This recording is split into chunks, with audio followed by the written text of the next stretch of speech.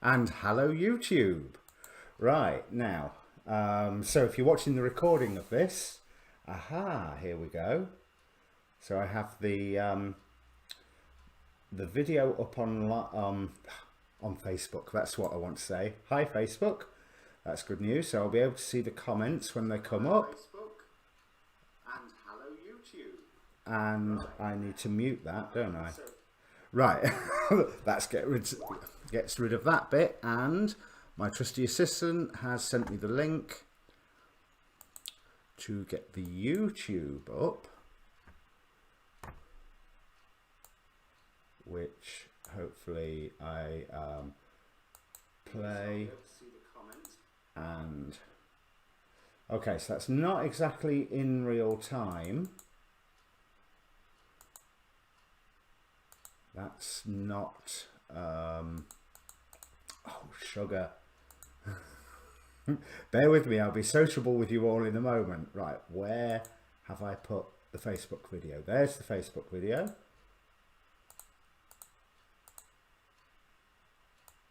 And there is the YouTube video. So, hi. Right, let me just promote this for like Twitter and stuff.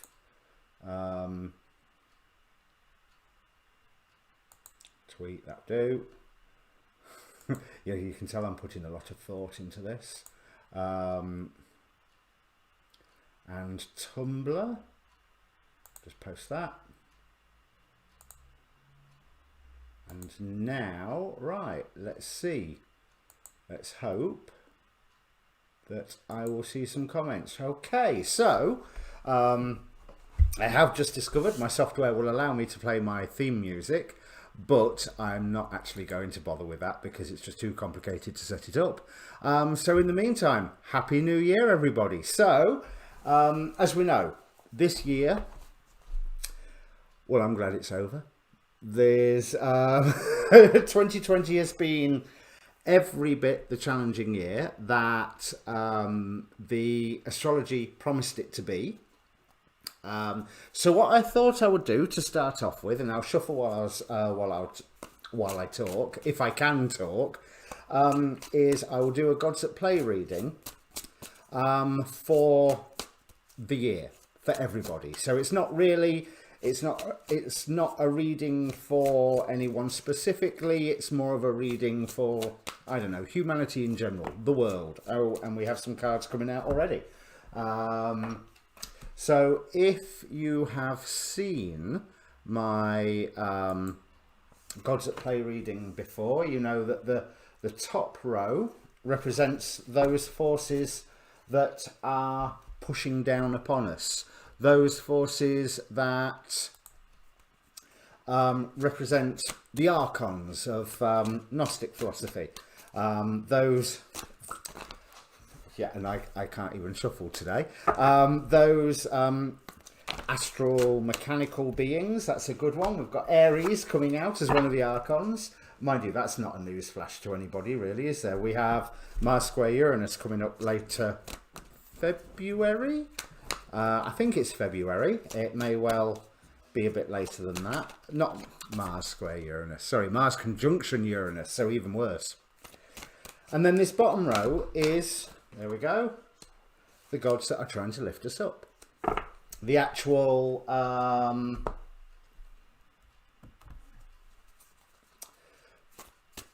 the pagan view of the gods. The actual gods that are pieces of the divine. So these two wanted to come out.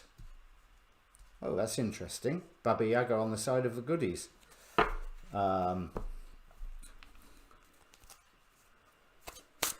So far, I'll big screen this in a moment. So as the Archontic God Mask, we have Hecate here and the Deer Woman with a Temptation as the God Force. Now that's a force of justice, as I recall, because she rewards good behaviour and tries to trick, shall we say, lower vibrational activities and people off the path and help them face the consequences of their actions. And we have some visitors. So hey Joseph and hey Nicole, I hope you're having a good year, a good new year. I cannot talk to save my life tonight. I'm really prepared for the live stream, can't you tell? But yeah, good to see you both, so to speak. I suppose I should say good to be seen by you both. Right, where am I going to put all these cards? I have oodles of decks here tonight. So this will be a bit of a juggling sensation, and of course here comes the cat now. The minute that, come on, up you come. Yes. So you've heard me mention her many times before. This is the infamous Tishwas. Look, you're on TV. Say hello. You don't care, do you? Right, come on. Where you going? You're not going on there. Go on, down you go. No doubt she has come to tell me that she needs sweeties. You're going to have to wait for those. Right, so let's go on to the big screen. And we have, as the archontic forces that are arraigned against us, that are trying to divide us and keep us separate from our divine purpose or our divine expression, however you want to look at it. We start with Apollo with inquiry, Aries with battle, Persephone with cycles, Hecate with protection, and Artemis, the goddess of light. So brother and sister here. And these are the masks that the archons are wearing to try and keep us down. On our side, which is more like an assemblage of supervillains, we have Loki with play, Orpheus with faith, Baba Yaga with authenticity, Deer Woman with temptation, and Pegasus with nature. So I suppose I should use a tarot deck with this to clarify these, but immediately it indicates a challenging year, especially with Baba Yaga being the being presented to represent authenticity, to represent being true to yourself under the auspices of the gods that are helping us. Dear Woman is indicating that we will need to tread very, very carefully. And Orpheus, what is he famous for? His journey into the underworld. So I rather feel that the trickster gods, as typified by Loki here, will be playing with us this year. And they will be, what's the phrase? Hey Theodore, Theodora, there's, yeah, that was a test, that earlier one, just to make sure that all the tech was working. So I had to then run around and delete it all. And hey Tasha, Happy New Year. So yes, the trickster gods looks rather like they are going to be giving us enough rope to hang ourselves. That's the impression that I get from this. But I don't think that this is really a bad thing, because with Persephone here, it's almost like we will have the option to return to a same old, even though we know very well that there is now no returning to the same old. Not a hey Kayla, not a chance of the right. Which one are you on about? This one, Nicole? Or are you on about, I've got a little agate eye, I've got my beautiful sodalite sphere, which I remember, Nicole, you've met that. So that's the one with Swamp Thing's face in it. We have some pyrites, lots of pyrites, always good for when dealing with this stuff. But this selenite, one of my selenite wands, my favourite of the selenite ones, it's more natural, the other one's all carved. Anyway, back to the reading. Let's just check that no one's commenting on Facebook as well. No, I'm safe for that. Facebook doesn't like me. Right, so with Persephone here, when I think of the story of Persephone, certainly in this reading, I'm thinking about how she is limited for half of the year, how she is trapped in the cycle of having to return to Hades, return to the underworld 6 months of the year. But she is known as Queen of the Underworld. She makes her best of it. And it's almost like, since this is in the Archontic row, it's saying that we will have the option to... It will be presented to us to try and make the best of it in the old-fashioned ways, in the ways that repeat again and again and again. But I do believe that that is a trick. That is certainly a trick if we are constantly trying to defend the status quo and to defend what has been there beforehand. If you look at the astrology for this year, we've got Uranus in Taurus, incredibly active, Saturn square Uranus. Now, that Saturn square Uranus is really interesting. And it's really interesting, as you know, I'm the first to say, I am not an astrologer yet.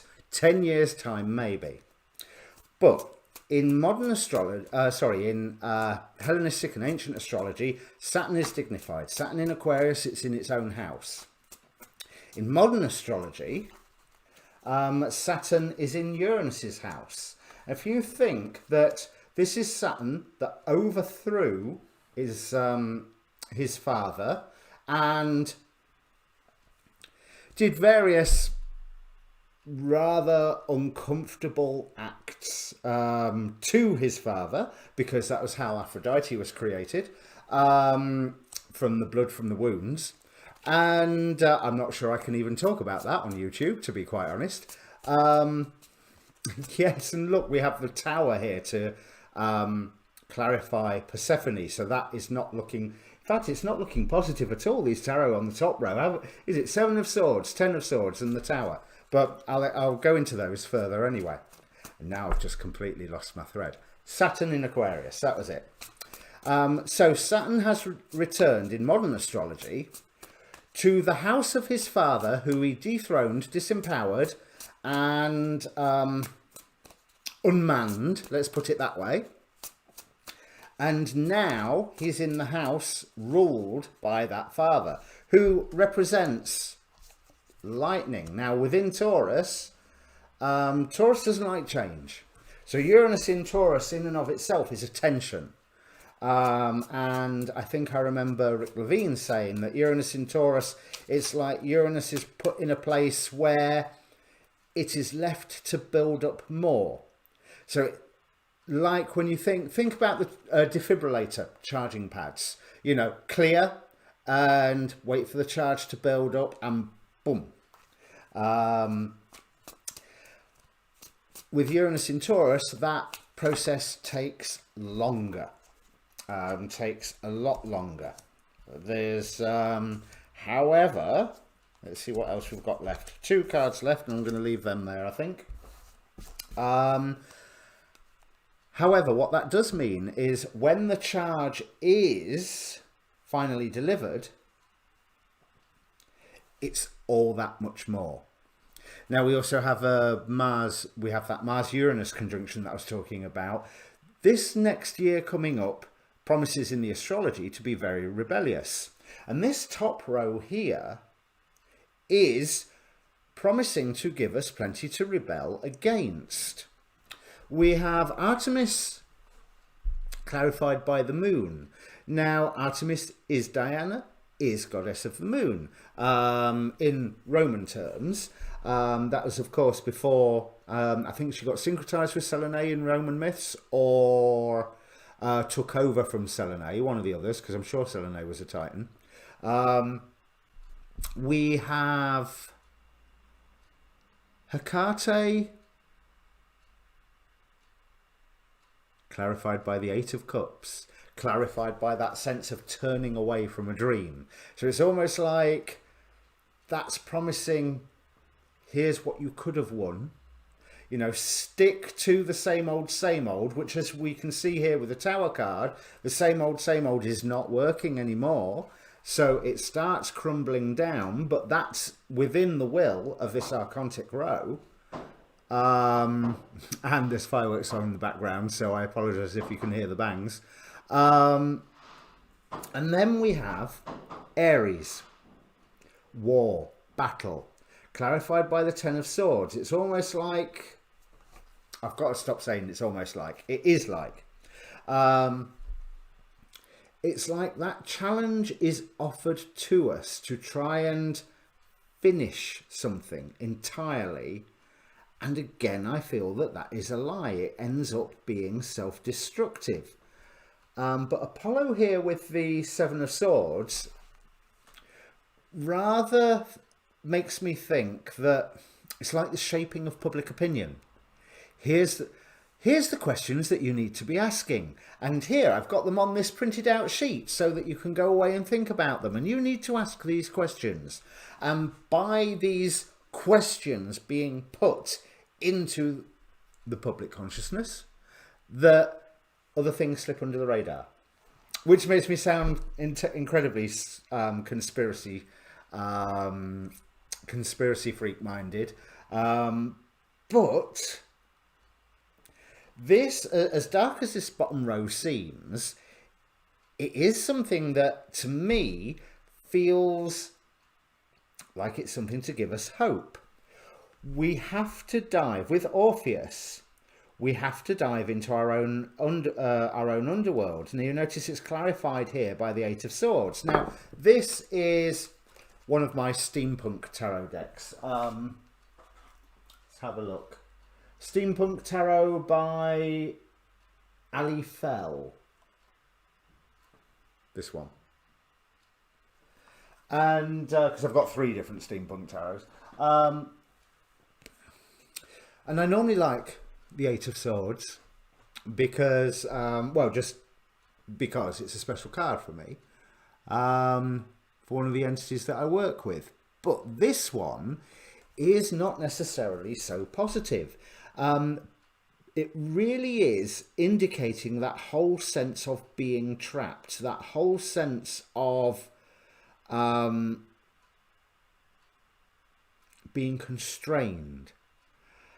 And what I feel with this is that certainly challenging Aries straight above it, we are being invited, that's such a nice way of saying it, isn't it? We are being invited to really dive into what is keeping us restricted. Now, that worries me, mainly because of half of the YouTube things I've been watching today. But I think it is also a very, very valid point. When Loki here, clarified by the Hierophant, is indicating a sense of, well, yes, a sense of play and a sense of trickery, but a sense of play and trickery that can be negotiated by going to the older wisdoms, going to the older traditions, which not even going to the traditions themselves, because I'm not necessarily talking about like just the last 200 years, which is most of the traditions that we're aware of, but I'm thinking about stripping it down to the very bare essentials. This Hierophant, sometimes I find the Hierophant can be really stuffy, you know, and really sort of like the Pope on the Borgias. But this one, it's just a guy sharing his teachings. There's no pomp, there's no circumstance, there's no high hat and robes. He's just sat under a tree chatting to a couple of kids with a big pile of books. He's actually showing the learning that he has, and the very fact that the books are there, he is showing that he is not the only source of that learning, that there is far more that, hey Kurt, of course I remember you. But yeah, welcome to the party.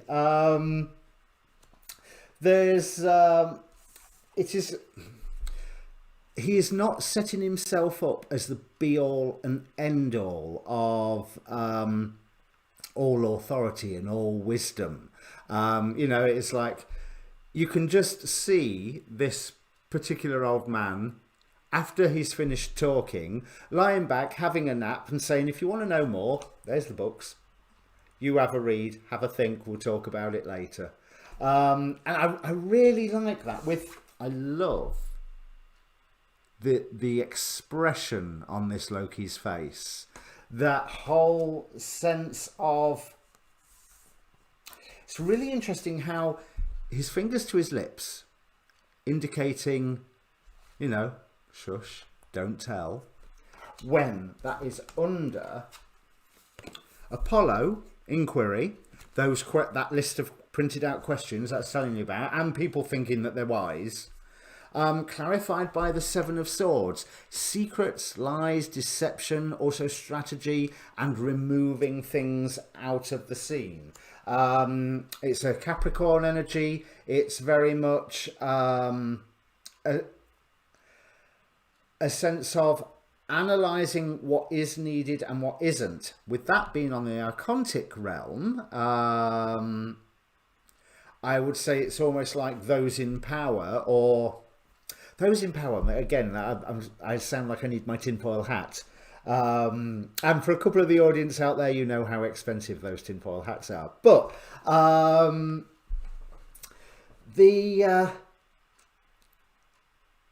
it almost feels like there's a drip feed with, like I said, with these questions, that here's your printed questions, think about these ones.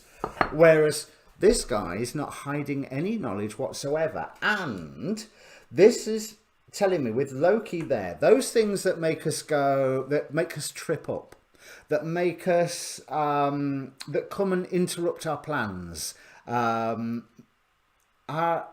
promised to have some form of benefit, some form of bonus with them, if we can see it, and as long as we're not so upset that we've just fell over our own feet and our plans have been ruined. I think this indicates there's quite a few ruined plans this year, and that doesn't have to be a bad thing, because it's not by the achieving of the plans, it's by the setting out and tripping over your own feet and then readjusting how you move forward, as long as you are remaining true to yourself. You will have to excuse me for 1 second while I just let the cat out. Do you want letting out, Tish? No, she just wanted the attention. So we have Baba Yaga with Five of Swords. That's rather indicating to me that this conflict that Aries is offering here, this is something that isn't necessarily something that can be avoided. However, it is something that we can choose. This is a rich salesman selling, well, it looks to me like he is selling swords to people. It could be that they are bringing him the swords, but I'm going to go with my first impression, which you should always do with the cards, and say that he is selling, hey Freddie, that he is selling these swords. And I feel that this, the little lady there, little because of perspective, but is like going, what do I want this for? No, I don't need it. So again, there's that threat of conflict. There's that threat of battle, but it's being more encouraged with this Five of Swords. Which I can't say. I think since I've had this deck, I don't think this particular card has turned up in any of my readings.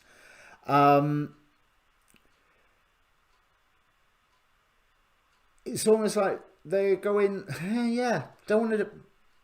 Not interested. I can't see the point in this. It seems fruitless. Whereas the top in his top hat, is so very, you will need this because of blah, blah, blah. I don't know, raiders coming from the hills or something. But I really do get the sense that the lady here doesn't believe a word of it. Not a single word. And that is where she is adhering to that authenticity of Baba Yaga. Now, Baba Yaga, or Baba Yaga, I think it is, isn't it? Is known as a predator, But if you look into the earlier legends about her and the legends about her earlier career, she wasn't. She was a force for good. I mean, yeah, she still had her hut that walked around on chicken legs. And she was later known for, I think, stealing children. But earlier on, she was a force for good. And her hut with chicken legs and her magical tricks were a form of punishment for those who had done wrong, especially like the deer woman. She again was the story of the deer woman, if I remember it correctly. In fact, I might grab the book, but basically she was oogled by a couple of warriors and took exception to this, and she was like, all right then, come on then, and one of them went, yeah, all right, and was never seen from again. Because, don't know where I've put my books, because she disposed of him. Let's see, which, oh no, that's Dark Goddess, that one, isn't it? Because this can retell the legend far better than I can. Archetypal temptress of North American origin, deer woman lures in men of ill morals into the woods, never to return. Young adults and prepubescents are warned about her. She can be banished through the use of chanting and tobacco. Spells she casts can be broken by looking at her cloven hues. Sightings of her are a sign of personal transformation or as a warning.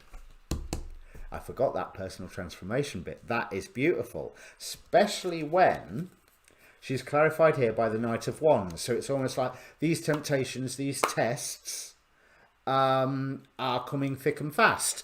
So I could sum that up in terms of 2020's astrology and going into all the Uranus action of 2021, as in, okay, let's see what you've learnt. Now's the testing time.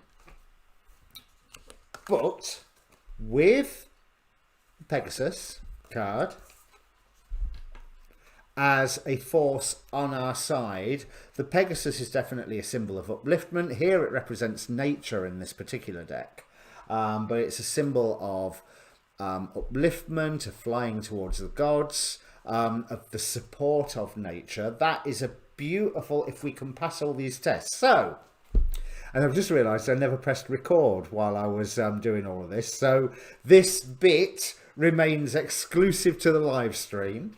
But hopefully someone will timestamp this, or I will get around to timestamping the live stream afterwards. This Pegasus is clarified by the Page of Wands, who in this deck, a little bit of a weirdo, reminds me of an anime character. But I also want to say there's this sort of Harry Potter vibe to him. In terms of the anime character, there is a sense of biding your time until the point of transformation. With it being followed by the Knight of, preceded even by the Knight of Wands, there's this sense of, yes, the forward action. It's almost like all these tests will come quite quickly. Then there's a point where they just slow down. And then there's the point of transformation, which the Deer Woman heralds and which the Pegasus promises, as long as we are not lost in illusion with this moon card. So, last two cards that just fell out. We have the Wheel of Fortune and the Queen of Pentacles. So that's telling me, yes, the Pyraites, absolutely. Sorry, I'll hold it that way. This and little Pyraites cube, Nicole, is superb. I love this piece. I think I've shown it you. The Queen of Pentacles, nurturing. Nurturing yourself, nurturing others. The Queen of Pentacles is a card all about nurturing, about caring for that, practically what you need to care for. But I'm really drawn to the fact on this one that, I mean, she's descending some staircase with the fan looking like a 1930s silent movie star. Well, actually more, looking like a 1920s debutante.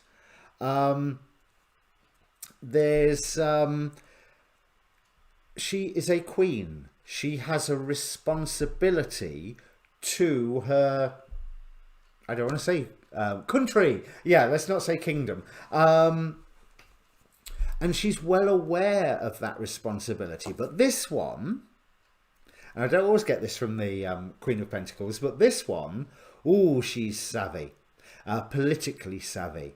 You know, she knows exactly the right, there's quite a Queen of Wands energy about her. She knows exactly the right moves to make. It's not harsh like the Queen of Swords would be. It is simply, well, that's what you need. Well, we, as in everybody, needs this. So you can get what you need when you provide all this. With the Wheel of Fortune, for good or for ill. So with that Wheel of Fortune card, what that's really telling me is it's going to be eventful. I'm really drawn to the pentacle in here. We've got the whole zodiac. It's incredibly clockwork, this one on the Steampunk Tarot. And it reminds me of, tumblers. That's what you know, those things in a lock or in a safe where everything has to be in the right place. Not like in a clock where it all goes clockwork. It's like you've got to move the right one to move the right one to move the right one. And it's like this year coming up is a set of tumblers. I mean, really, that's no news flash, is it? You know, we can all see that with the way the world is going anyway. So I don't think I'm telling anybody anything that they don't already know, which of course is the point of tarot on YouTube. It's there as confirmation, not necessarily revelation. Because, you know, my words, they either will resonate for you or they won't. And if they won't, ignore them. You know, don't try to take them on board and try and make them fit. But, I mean, this one, we're not talking about a specific person. What I'm seeing here is everything that we should have learned during 2020 and leading up to it, of course, now is going to really be put to the test. And this is important on a big way, since we're now entering this nearly 200-year period of the era of air, not the age of Aquarius, despite what some people say. But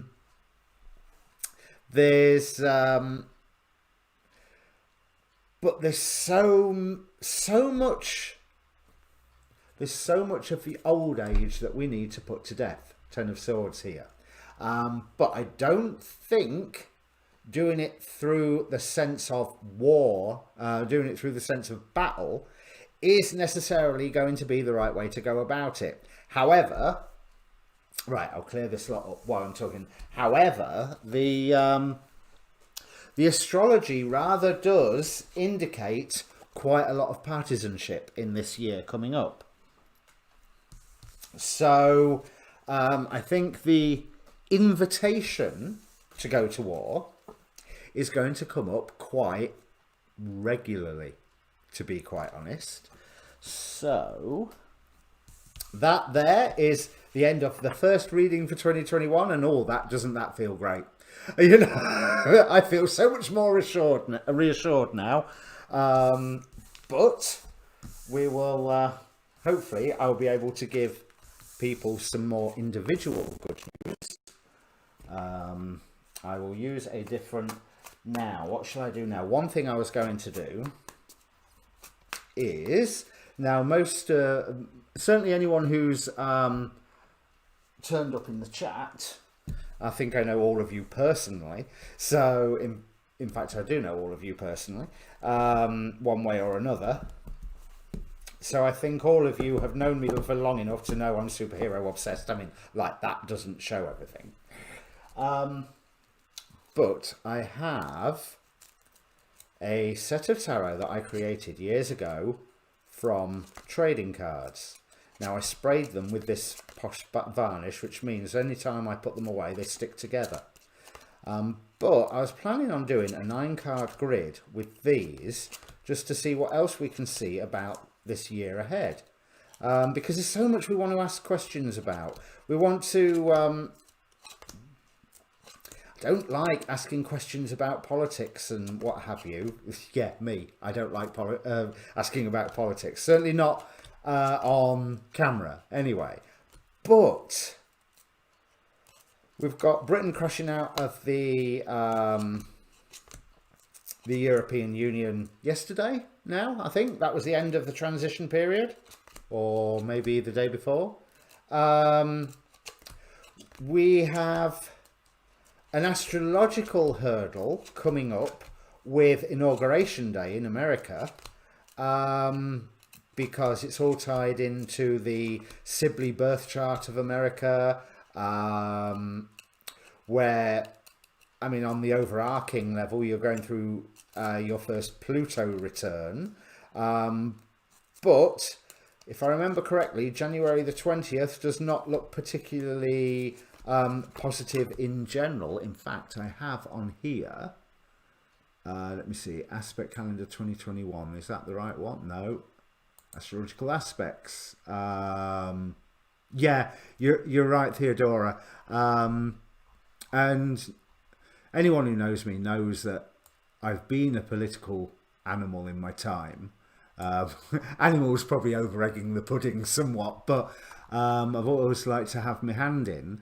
But I must admit, this year, using the... Yes, you know, I was talking about that Mars-Uranus conjunction. It's on Inauguration Day. So we have the planet of lightning and unpredictability and of massive change conjuncting with the planet of war and of fire and of passion on January the 20th on Inauguration Day. So I imagine that'll be fun.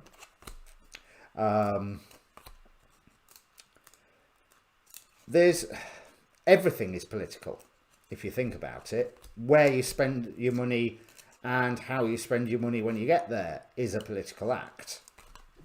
And as I've refreshingly seen quite a lot of the spiritual type people starting to say, at least the ones that I respect on YouTube, it's not just a matter of sitting and meditating on your navel, and it's not just a matter of healing your own inner wounds. Don't get me wrong, you need to sit and meditate on your navel, and you need to heal your own inner wounds.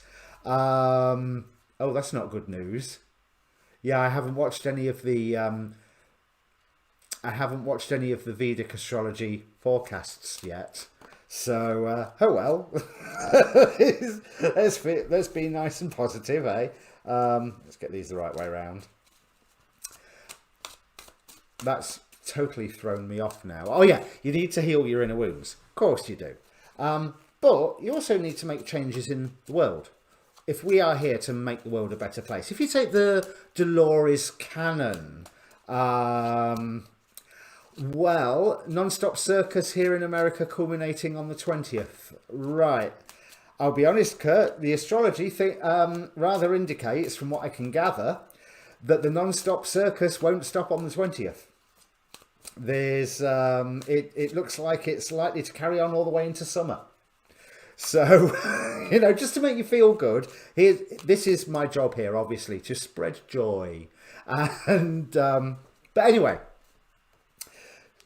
it is a matter of making sure you change the world by your actions, as well as, yes, as above, so below, as below, so above, as within, so without, yes, to a point. But as within, it's within what? Absolutely within what? Because for your own personal identity, yes, your own inner emotions, what have you. But you are also a member of a society. And so as within, so without, when you look at the terms of society, that's a whole different concept. Now, this is really interesting. So I said I'd do a 9-card grid. And Kurt especially, I know you will understand this. At the center of the grid, we have the King of Swords, but more importantly, we have parallax. Hal Jordan as parallax.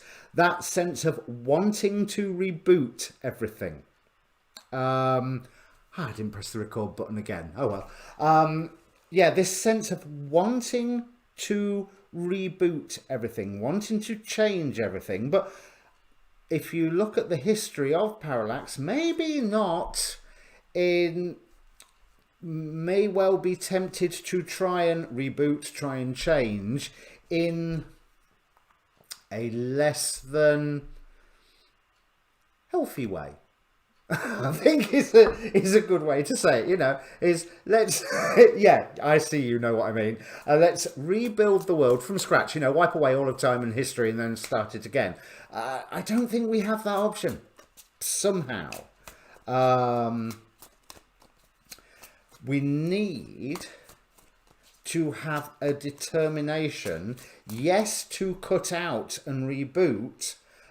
So we have the Queen of Wands here with as the Invisible Woman.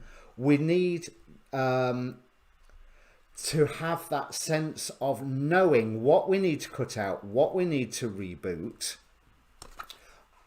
but to follow the sense of guidance that the world allows. And when I say the world, absolutely, with storm here, I am meaning nature. So I'm meaning an environmental awareness. I am meaning how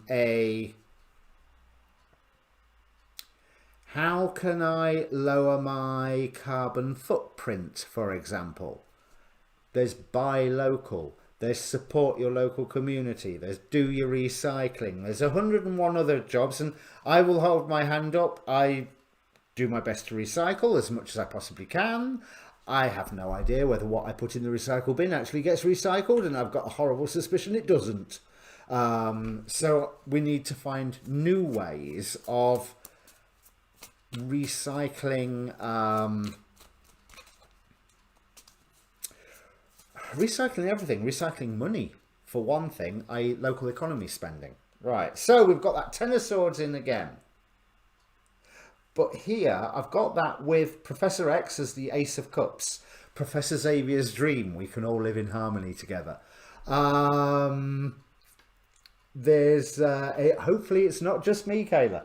There's, here this Ten of Swords, I'm almost feeling a sense of hope with it this time, because rather than the fact that somebody has obviously been pretty much stabbed to death on the top of this roof, what my attention is drawn to is the sun coming up over the horizon. It's almost like that point where not even a person, the Terminator robot, has finally been destroyed and everybody can breathe a sigh of relief. Because that is something that we have to work in concert with people. Three of Cups here, indicating friends, indicating camaraderie. And also as the Judgment League Avengers, which it's an amalgam card, isn't it? Yeah, it's telling me about synthesizing quite different elements together. So this one thing that I noticed in some of the predictions for, in fact, I'm going to take those cards that jumped up, for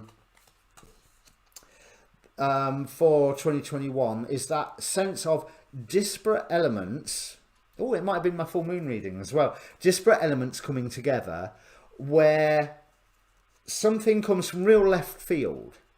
You know, it's like me here in the middle of Lincolnshire, suddenly being inspired or working with somebody from the Middle East or somebody from South America or somebody from a very different culture and climate and locale, where they've got their idea and I've got my idea, and together those two ideas work beautifully.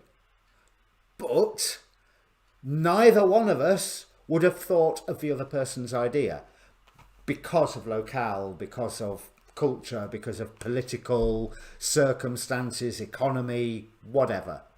But the two things work to dovetail. That's the image I'm getting, like a dovetail joint. I really, really like that idea. And I also like the fact that it feels supported. Ace of Cups, right for the centre. And there's our friend the Tower once more. So, Three of Cups, repeated again. So it is definitely working with people and making a commitment to it. Four of Wands here with Azrael, who, to be quite honest, is a zealot. Or was born to be a zealot, although he did manage to rebel against that thing.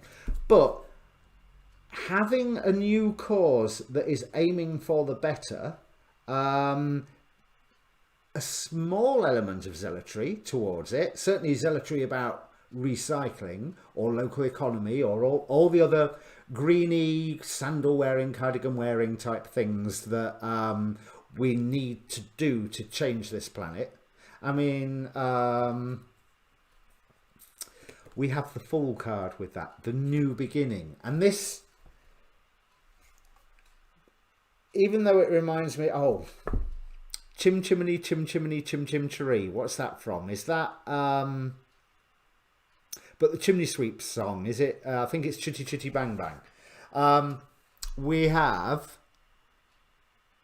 a guy stood on top of a roof with a Victorian style top hat and a chimney sweep brush.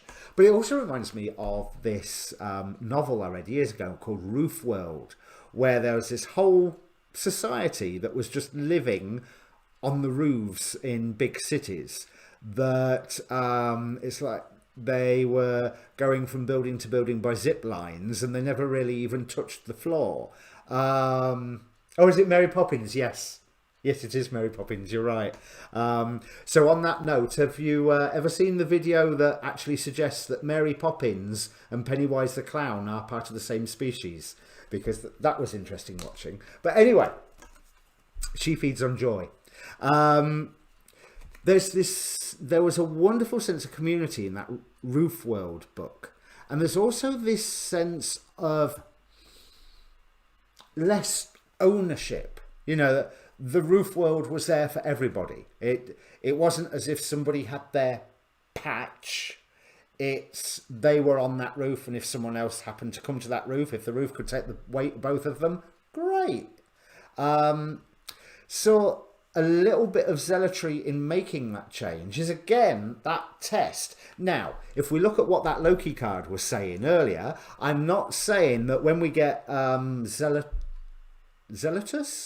when we get all fired up about a specific my pleasure. Does anyone want to suggest any other childhoods I can ruin? Sorry, Theodora. It's although I will say it wasn't me, I only watched it. Hey Andy, happy new year to you too. So that having that little bit of zealotry about new ideas, about changing things, we are going to fall flat on our face. We're going to trip over our own feet and learn from the experience. And what indicates is here that we are wonderfully supported. We do have to be careful about what is siphoned off from us. We have Fitzroy, an enemy of the X-Men, with the Tower card. But Fitzroy also opened portals to other places. He is here as the Six of Swords, going to a better place. But the thing with Fitzroy is he drained life force of other people to do it. So what's the cost of the better place? So that makes sense now. The whole reading is saying at all points we are examining the cost.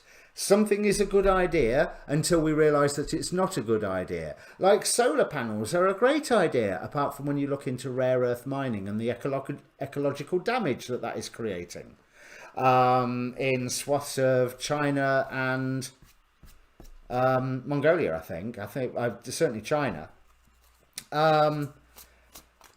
But here on the bottom of the deck, underlying all of our actions, we have the Ace of Swords, the Root of Air, the beauty of the Hawk. Right, I'll have a look in a moment, Victor, for you. But let me finish this one. We have the Ace of Swords, the Root of Air. We have Hawkman indicating that sense of, well, there's so much been attached to the Hawkman mythos recently, that sense of royalty, a sense of continuity, sense of perspective, and that predatory element of, well, hawk-like vision.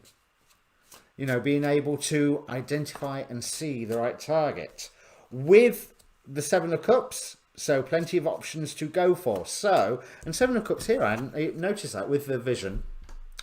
I wonder why I chose the vision for the Seven of Cups.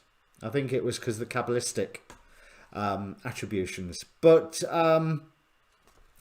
there will be plenty of options laid in front of us. Now, I really want to know what this final card is now, because this is discussing pretty much all about the same topic as what we were talking about in the Gods at Play reading.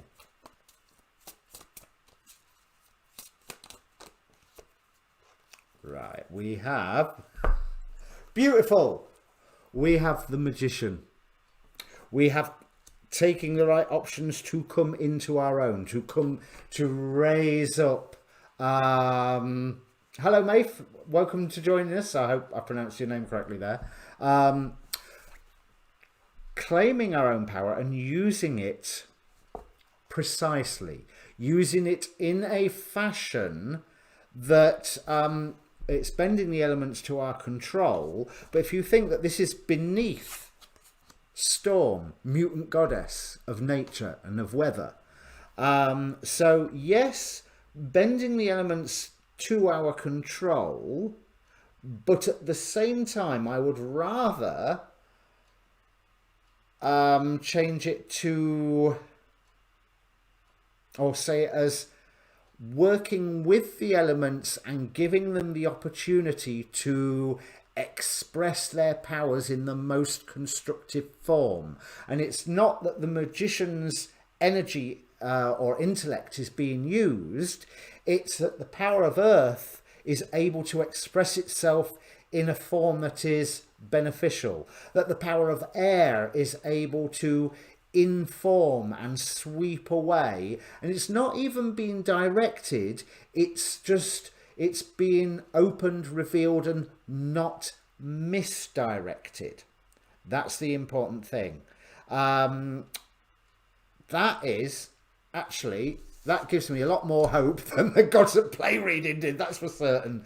So let me get rid of these cards, and I'm going to put my beautifully designed intermission screen up for 1 second, because the cat is either telling me it wants to go out or it wants sweeties, and I've got a sneaking suspicion it's both.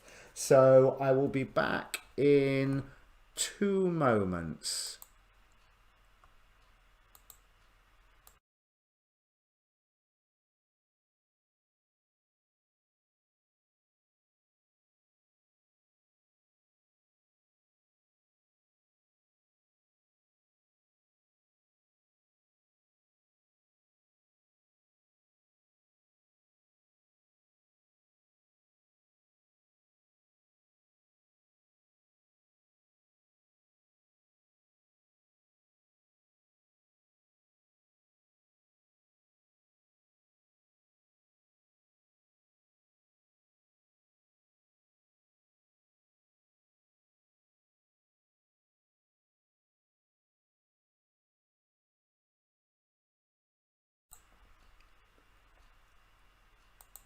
And we're back.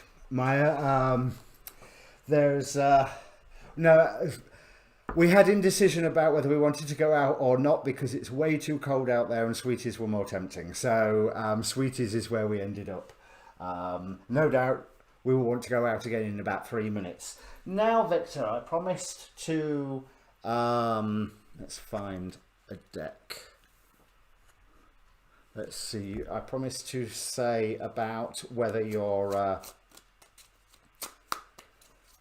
You asked about your career. Let's have a look.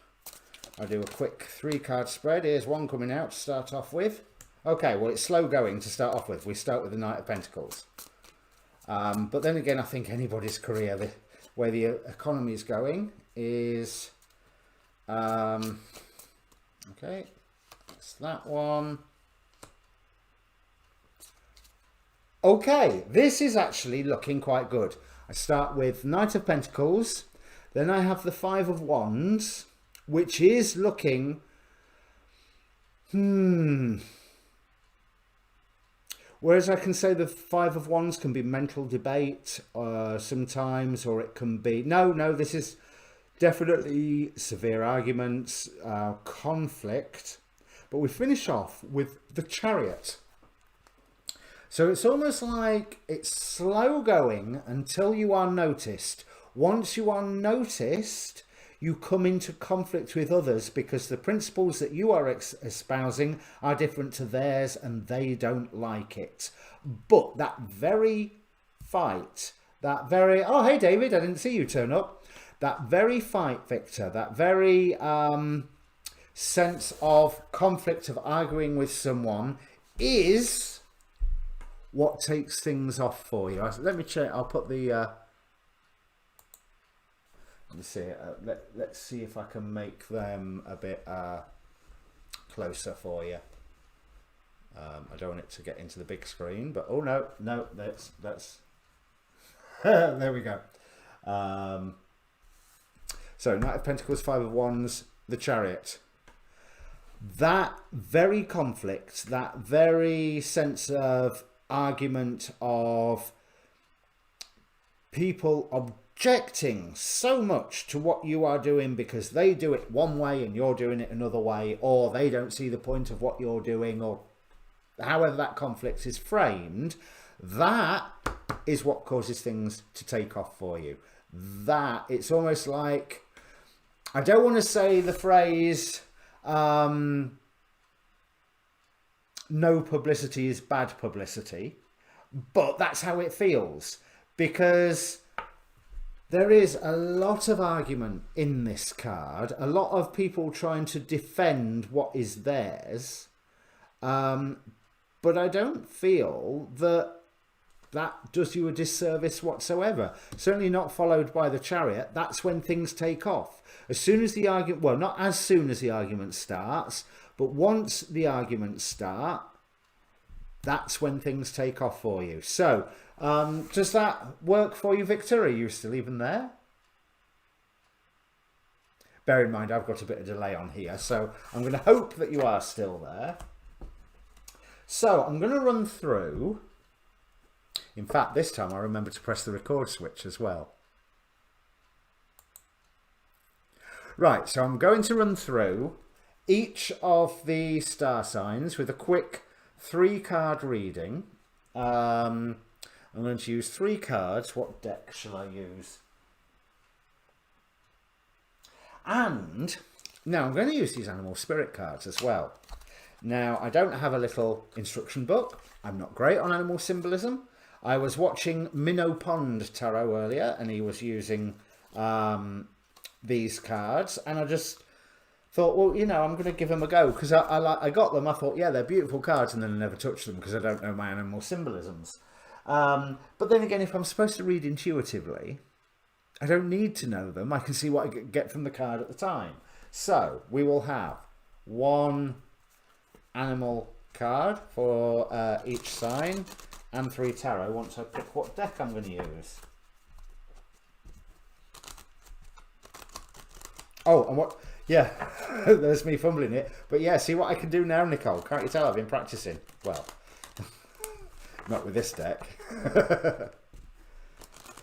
This time 2 years ago now it would be, I couldn't do that. I had no idea. I couldn't work my thumbs. I did not know how to shuffle like that at all. So let's use the Labyrinth Tarot.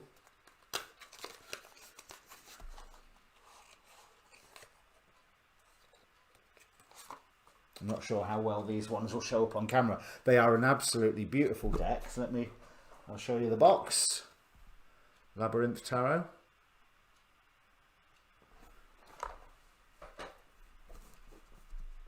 Oh, I think these are awkward ones to do that flicky shuffle with as well. So we're going to start with Aries, of course. Now, I've no idea, Aries, if your astrology for next year changes from this year. This year it's constantly seemed to have been all about career. I do know, astrology-wise, that some of your plans are going to go ahead, that you're going to start this year. You're going to find that they get delayed, slowed down, and you face, it's going to be more towards the end of the year that you benefit from anything you try and set into motion. And I'm not saying that you shouldn't try and set things into motion. You should, because those delays are going to be quite instructive. And this is looking good for you. Okay, that's that one. So let's get an animal card. So we start with the High Priestess, card number 2 of the Major Arcana. Then we have the 3 of Cups. I could have sworn that was the 2 when it came out. And then the Empress. So you'll get by with a little help from your friends. That's literally what I'm thinking with that one. It's the Beatles song going on in my head. Nightingale, right? So you're going to have something to sing about. So you do need to follow your intuition with your plans. But you may find that things around them are going faster than what you necessarily expect. And more importantly, the dream itself changes. It's like you start with a dream, but the dream is like a teenager, and it will go through its coming of age and going into its middle age before the dream starts really becoming successful, because 3s always indicate movement. 3 of Cups to me indicates the evolution of dreams, like getting a plan fleshed out. Say that you plan to, how can I put it? You maybe plan to open a food bank and you end up with a chain in the corner shops. But nevertheless, you are still serving a community. Do you know what I mean? So, and the idea has, of course, that's using old paradigm, where I'm hoping that that old paradigm is going to become less relevant. But that would indicate exactly that sort of idea of how an idea gets fleshed out. All right. Well, thank you for joining us, Tasha. Happy New Year to you. Hope you're well and speak soon. And yeah, I will post this video separately as well, so hopefully timestamped, so you'll be able to see for your star sign. Remember, always watch your rising sign as well. Right, so now let's go on to Taurus.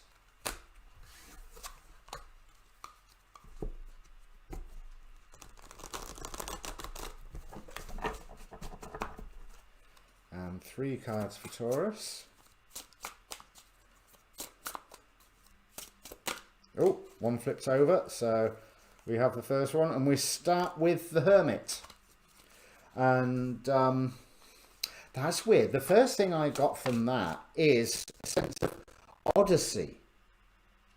As in, not just being alone or looking for your own inner light, it's that whole setting off on a journey. Because if you think a hermit can be someone who lives alone, but I've really got that sense of journeying with that card. So somewhere along the line, Taurus, you are going into new territory where you feel completely alone. And that's not a bad thing, because you're able to be very self-reliant there. And it's something where, again, High Priestess again,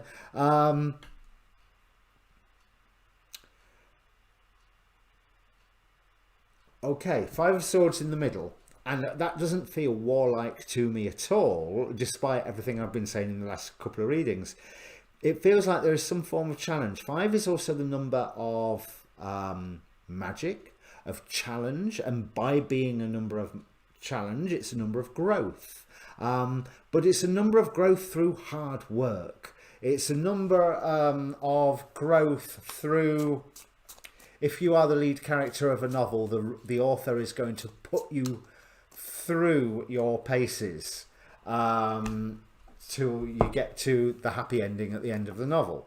Right, let's get these ones shuffled. But I really do like that particular Five of Swords. It feels balanced, because what it feels more to me like is we have the Ace of Swords in the middle, and then 4 swords around it indicating the 4 elements. It's that sense of having a clear idea and surging ahead forward, even though you're on your own in this, as long as you keep a sense of balance. You know, yes, follow your intuition, but also be aware of the light and the dark of the situation, I think is the best way I want to say. And I'm not saying that you should be scared of the dark of a situation, just be aware. Everything in its purpose, everything in its place. Right. And we have the starfish. It feels like there's 2 cards there. No, we have the starfish.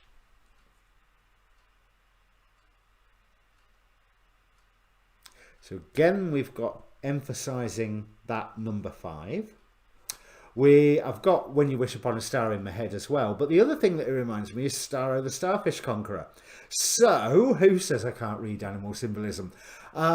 It's a matter of changing the way that you think. And also that this journey will be changing the way that you think. And the fact that the way that you think is changing is something to be embraced, is something to be grabbed, something to be loved. Although it's constantly going to be a very dynamic process. That's what I get from that. Right, so now Gemini. Let's see what we've got for Gemini.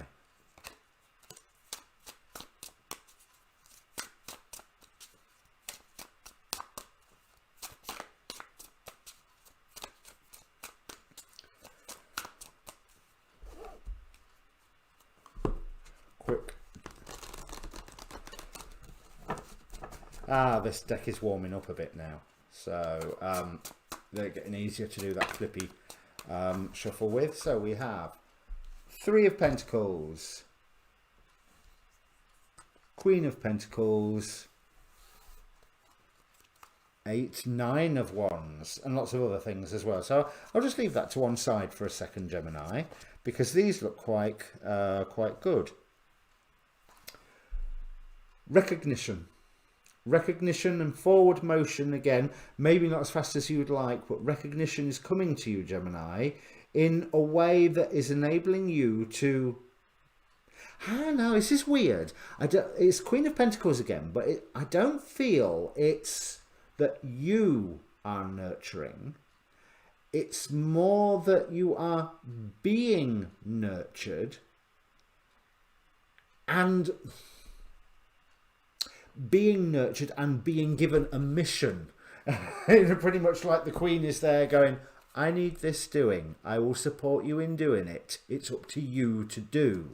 And then we finish with the 9 of Wands, the Wounded Warrior card, the Nearly There card. But 9s for me are always very much rebirth. And whatever you're doing is essential. We have the Vulture here. Now, if you think about what the Vulture does, the Vulture performs an essential role. because if it wasn't for the vulture, there'd be all sorts of rotting carcasses left around, and therefore there'd be disease and all sorts. The vulture uses every last bit, every last drop.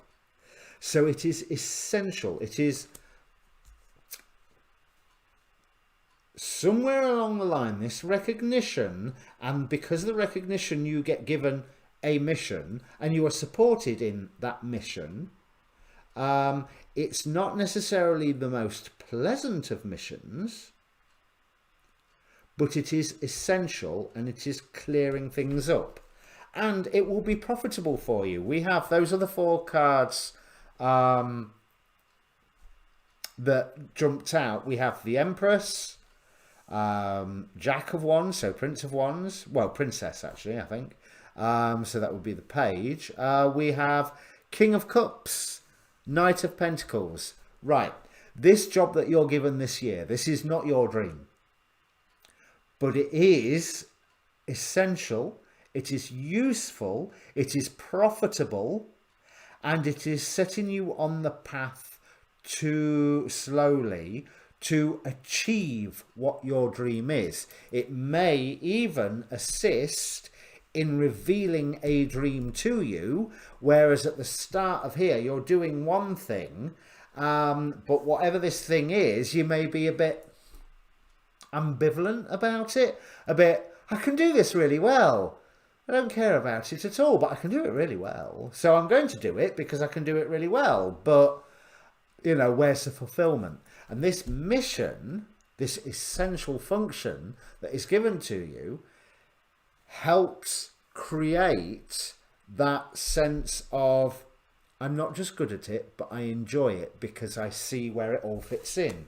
Right, Cancer.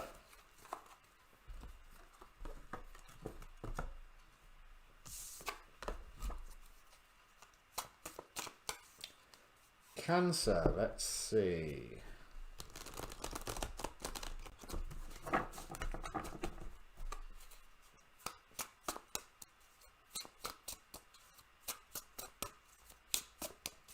Looking at how the time's going, I think, you know, because I have quite a few things planned to talk about tonight and all sorts, but I think I now have material for plenty of live streams to come up. So, Cancer, you're getting 4 cards for some strange reason. But then again, 4th house, why wouldn't you? So we have the 8 of Wands, Judgment, 4 of Cups, and Temperance. Okay, so, hey, Cancer, guess what? You're getting guided this year. To an extent that I don't think you'll be able to ignore it. This card is indicating that change around you, events around you are going to be moving fast this year. So fast that your feet barely touch the ground, but they don't need to. You have 2 angels carrying you here with the Judgment and the Temperance card.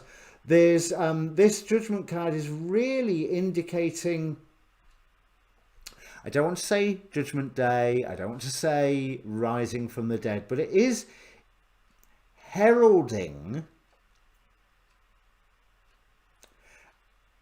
immense transformation, obviously, but it's not a transformation, not like a parallax transformation of a complete reboot and start again.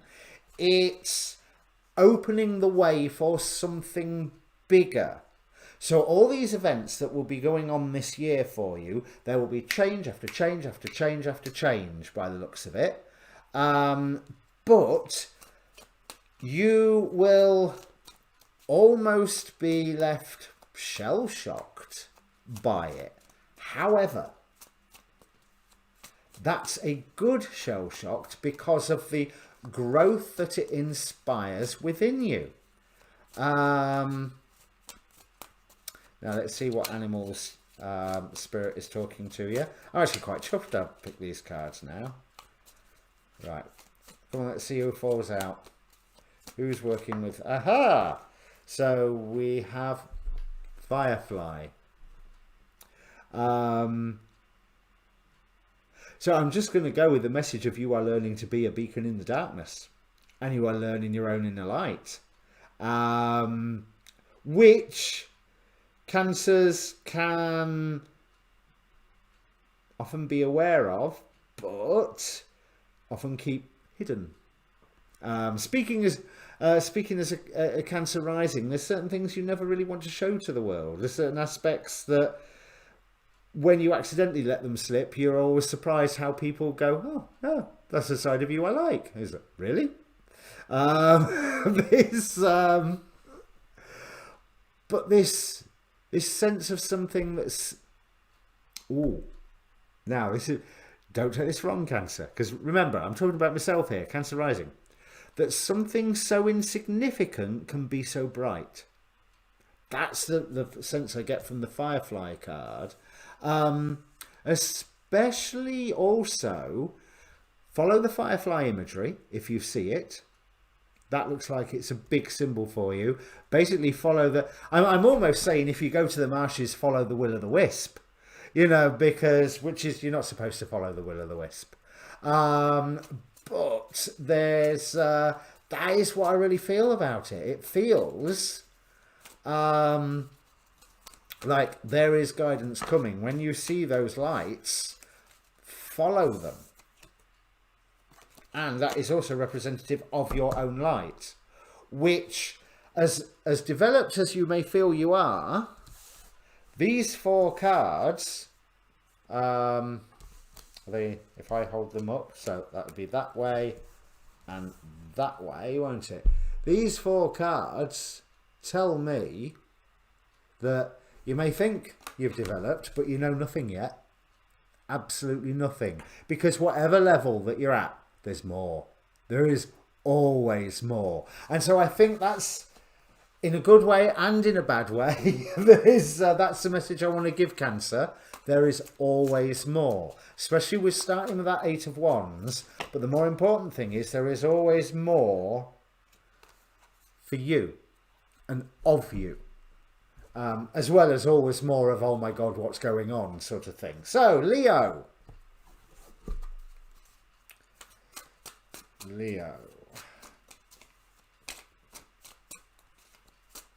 Should probably have taken that first card that came up, but hey ho, I didn't react fast enough. There's one.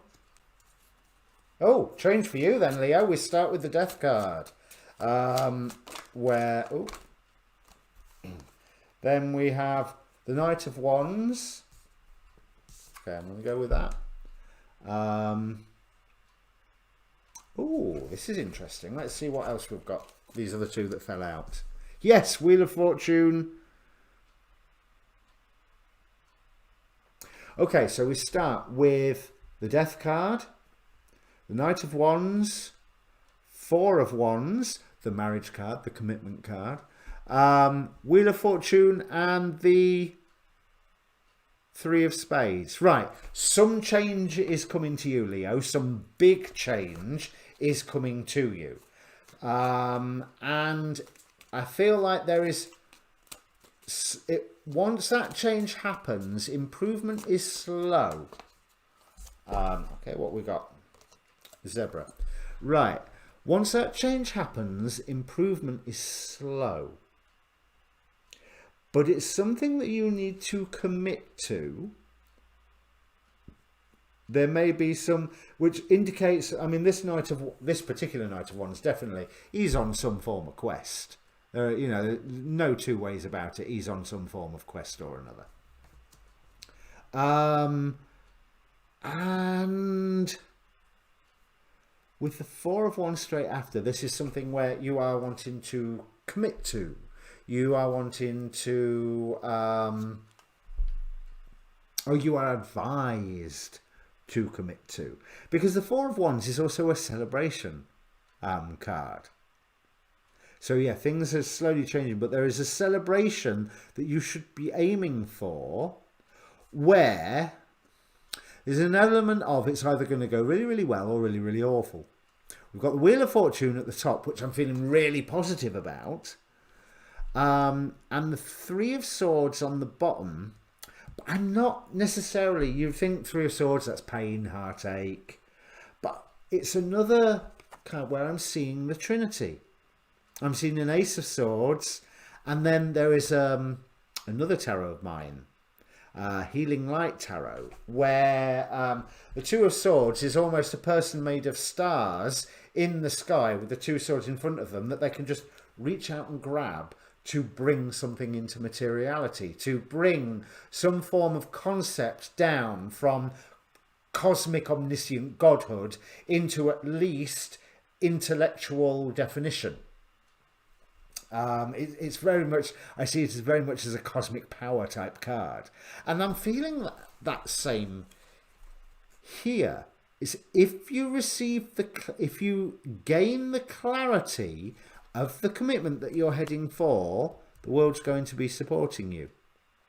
If you don't gain that clarity, you will end up getting hurt by the entire process. So you need to be striving for that clarity. And this is what the zebra here, I wish I could remember my alchemical signs, because I can't remember which one's which off the top of my head. I used to know them. But what's really important to me with this zebra is how that brow chakra on the zebra is illuminated. It is that sense of idea, that astral concept that is emanating out. Now, with the zebra is a master of camouflage. But I almost feel like this zebra is hiding the fact that it's an entirely advanced being within the camouflage. Certainly with that magic triangle in its forehead. So that's why things start slowly, so that you can fit in to where you need to make these changes, bring these changes, where you can bring this commitment into action.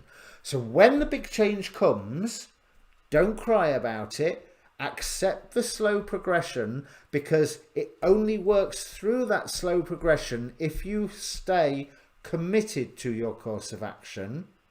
You will be successful on that course of action, but that's because you took it slowly. If you try and do it faster, you'll fall over your feet by Loki sticking his foot out to trip you up, as we were discussing earlier. They're all triangles, but I assume you mean the upwards pointing triangle.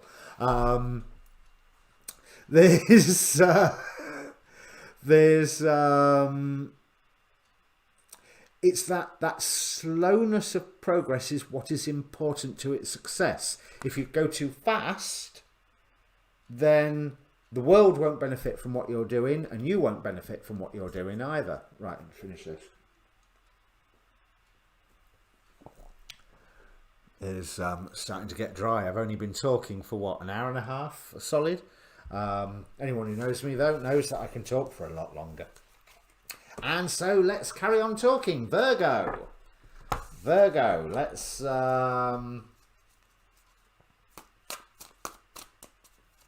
yeah, the fact that the zebra being fire, I suppose I can associate that with, you know, fire going across the plains, but it's more Now, if any of you are aware of working with the Ascended Masters, Le Comte de Saint Germain, or Count de Saint Germain, works with the silver violet flame. The silver violet flame is transmutation. When I had my Reiki attunement, I was given the mantra of I am the being of the silver violet fire, I am the purity that God desires, as a way of visualizing. You know, you ground yourself, you bring down the white light, you breathe in and out into the earth and let the energy pass through you into the earth. And then, after you've got all of that bit up and running, you invoke that silver violet flame. It's to burn away negativity and to change anything into something productive, useful, or to find its place.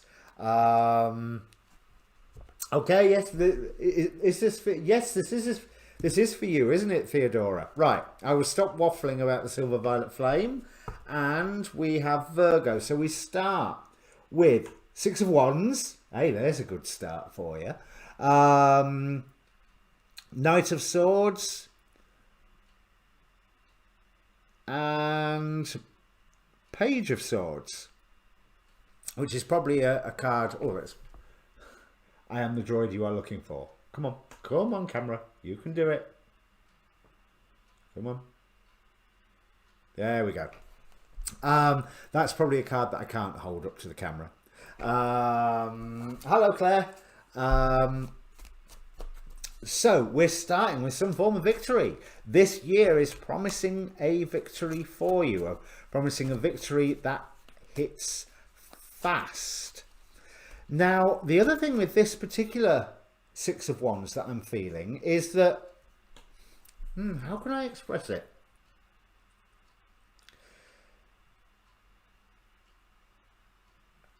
Think of the growth of a two-dimensional graph into a three-dimensional representation. You know, you start with the X and Y axis and you suddenly have the Z axis. And that's what I'm feeling that this particular Six of Wands is bringing. It's like bringing an extra dimension or an extra axis to whatever it is that you are doing, and that is what inspires the success. Because I'm seeing I'm seeing 6 wands here, obviously, because that's what they are, but I'm seeing like a 4 point 4 points of the compass, or it's a square, it's a cube, but it's got a central point. So therefore it's a graph with an X, Y and Z axis. It's a expanding into 3 dimensions. It's something expanding into something bigger, expanding into a new direction, potentially unexpected dimension. And when that happens, it's going to go fast. And that is actually going to be quite the revelation to you. It's almost, no, I get it. Right. So your victory expands you into a new direction. You are, there, fast changes, and this brings some special information to you. I don't know what this special information is, but it feels like it's opening up sort of, whereas that's opening up like an extra dimension, this information that comes through is opening up a whole sort of, a whole new world, because again, it's a female warrior holding up a sword, dressed in a fashion that I probably can't show it on the camera on YouTube, or maybe I should say less than dressed in a fashion, but it's almost like she's stood in front, she's appearing out of this, you can see the burst of light around her on the camera, and she's appearing, you know, sort of as if by magic, almost like she's like, right, well, you've done what you needed to do now come to Narnia and fight this quest. That this invitation for a new challenge, but for a new challenge that makes you smile, makes you grin, makes you go, oh, hell yeah, of course I'm going to go and do that. Leave everything that I know to go into a world with wizards and dragons where I could die any minute. Why wouldn't I? You know, this and this this really does indicate whereas that goes into a new direction, this indicates information being revealed to you that makes you go, okay, I've done here because I'm needed over there, and I'm going to have a whale of a time being needed over there. Right, what animal have you got? And you have the octopus. Now, this is the card that, when I was watching Minnow Pond earlier, made me decide that I was going to use this deck tonight. The octopus is wonderfully intelligent. Right, downward pointing triangle, so I think that's water, which would figure with the octopus. But I was also, when I saw it earlier, I was thinking about, in the 1980s, there was this conspiracy theory called the octopus theory, which was tying the death of Robert Maxwell into Mossad, into Iran-Contra, into this, that and the other. And there is that sense of everything being interconnected with the octopus and the intelligence, because how many brains does it take to be operating 8 limbs, none of which have bones in them? You know, we struggle enough with limbs that only have a few points of articulation. You know, we might as well be Mattel action figures. How bright do you have to be to steer that? And that there's a wonderful sense of everything being able to link everything together, even if it is only you that is that link. I really like, I'm seeing that octopus card as being a real blessing for you, Virgo. This is going to be a good year, but I tell you what, you're going to end the year in somewhere where you certainly don't expect you're going to be in right now. So if you're scared of change, sucks to be you. But if you embrace this change, this is going to be wonderful. Absolutely wonderful. Right then, Libra. So this will be you, Joseph, if you're still there watching. Of course, don't forget to look at your rising signs as well. Not that I can, I mean, I have the charts of half the people here that were appearing in the chat, but I can't remember anybody's rising sign off the top of my head, so I hope you all remember your own rising signs. Right, what we got for Libra? We start with the 5 of Pentacles. Oh, 3 cards exactly. Oh, I like this. Now, the 5 of Pentacles traditionally indicates poverty, but it also indicates divine guidance in a slightly different way. It indicates that the guidance is always there if you are wanting to take advantage of it. On the Rider-Waite deck, it is the couple, possibly a mother and son, possibly 2 children, depending on what deck that you're looking at. Outside, in the rain and snow, in the horrible, wandering past a church window with the light of the window shining into the street. Now, if they are passing by a church window, that simply means that they've got to follow that wall along, turn a corner, and there's the church door. So you've said, of course I am, and I can't even remember what I said now. Oh yeah, are you still there? So there is that sense of guidance is there if you're requiring it, but I really feel, whereas 5 of Pentacles is supposed to be poverty, I'm actually feeling a great sense of riches here. But 5's a challenge. So it's a rich material challenge. Now, I'm not saying by rich material challenge, I've just won the lottery. Oh my God, how do I spend all of this money? That's not the sort of challenge I'm talking about at all. But it does feel like a practical thing, a practical challenge where there is the guidance for, and there is also the raw material to meet this challenge, to solve this challenge.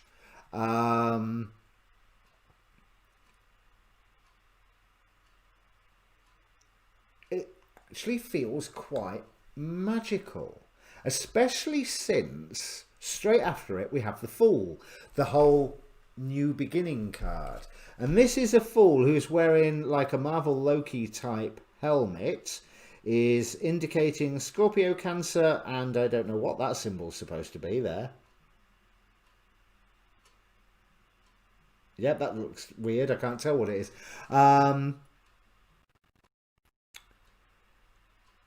But it's a hat with horns. So I'm getting that determination of the Capricorn determination. of the Devil card. I'm getting the trickster element, obviously, of Loki with that. This whole set of new beginning. He's wandering off, the dog at his heels. This fool here, he knows exactly where he's going. He really is going to make a dream better, going to make a dream bigger, going to make a dream bring results into being. Because with this Three of Cups, this time, yeah, it's support friends and all of that, but it's also, I feel like that top cup is almost summoned into being by the working together of the bottom two cups. So we have the Three of Movement there, but we've also got the progression of the divine name, as in Yod, Hey, Vow. Yod being what is, which defines what is not, the Hey. Yod and Hey together interact with one another, which creates the third force, the Vow, which is that top levitating chalice. When it's like an incense bowl, you can't call it a chalice, can you? I don't want to call it a cup either. But it's really summoning something into being with the support of friends, or summoning the friends into being. But no, it's starting with that Five of Pentacles. It's a practical thing. It's an earthy thing. So these friends that are coming together are supporting in a practical project. They're not just going, oh, I'm so happy that I know you, sort of thing. And we have the Hawk. Yes, keep your eyes on the prize. That's air, obviously, that symbol, because the hawk can't be anything else, can it? But I'm also getting that sense of rebirth. Now, I'll tell you what, here's a tenuous link. So Hawk to Hawkman. Hawkman, who appeared earlier, gets reincarnated constantly but preserves his memories. So there's that sense of rebirth here. I really, really like this. We've got that sense of birth with the Three of Cups, because that third cup has only come into being by the cooperation and interaction of the lower two. We have the whole rebirth idea of a new beginning, but a highly practical one. That's really, really, really positive. I really, really like it. There is an element of keep your eyes on the prize, but I will say that at the moment you ain't got a clue what the prize is yet, because the light hasn't shone through the church window. This is with the Five of Pentacles.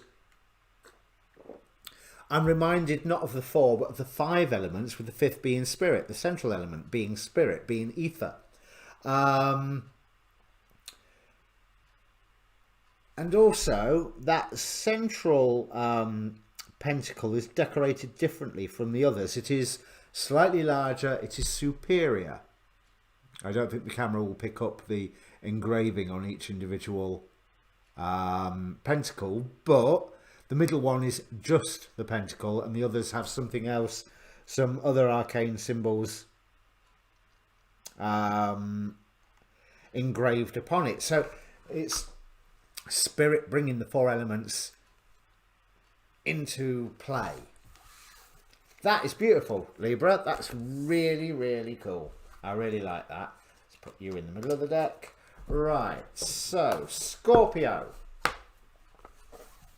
So that'll be you again, Theodora, if I remember correctly. Oh, there's an upside down card. There's 3 upside down cards.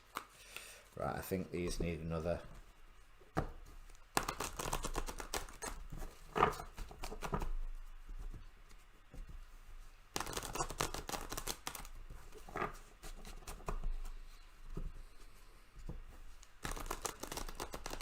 Do you know what I haven't done? I haven't even checked on the Facebook page to see if I've any comments on there. So, who's watching? Ah, and I missed you, Bex. Oh well, oops.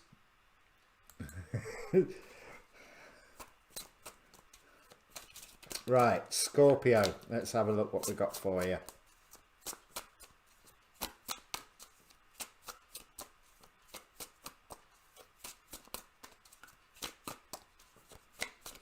Aha, here we are.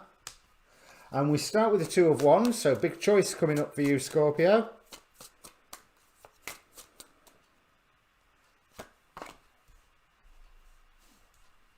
A choice to take you to a better place.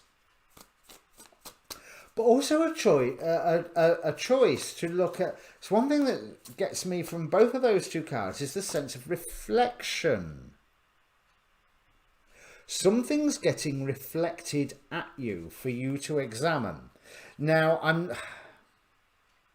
I don't even want to say a reflection of seeing something the same. I want to say seeing something opposite, like Star Trek Mirror Universe or DC Antimatter Universe, that sort of thing. Hey, Julie. Happy New Year to you too. There's that whole sense of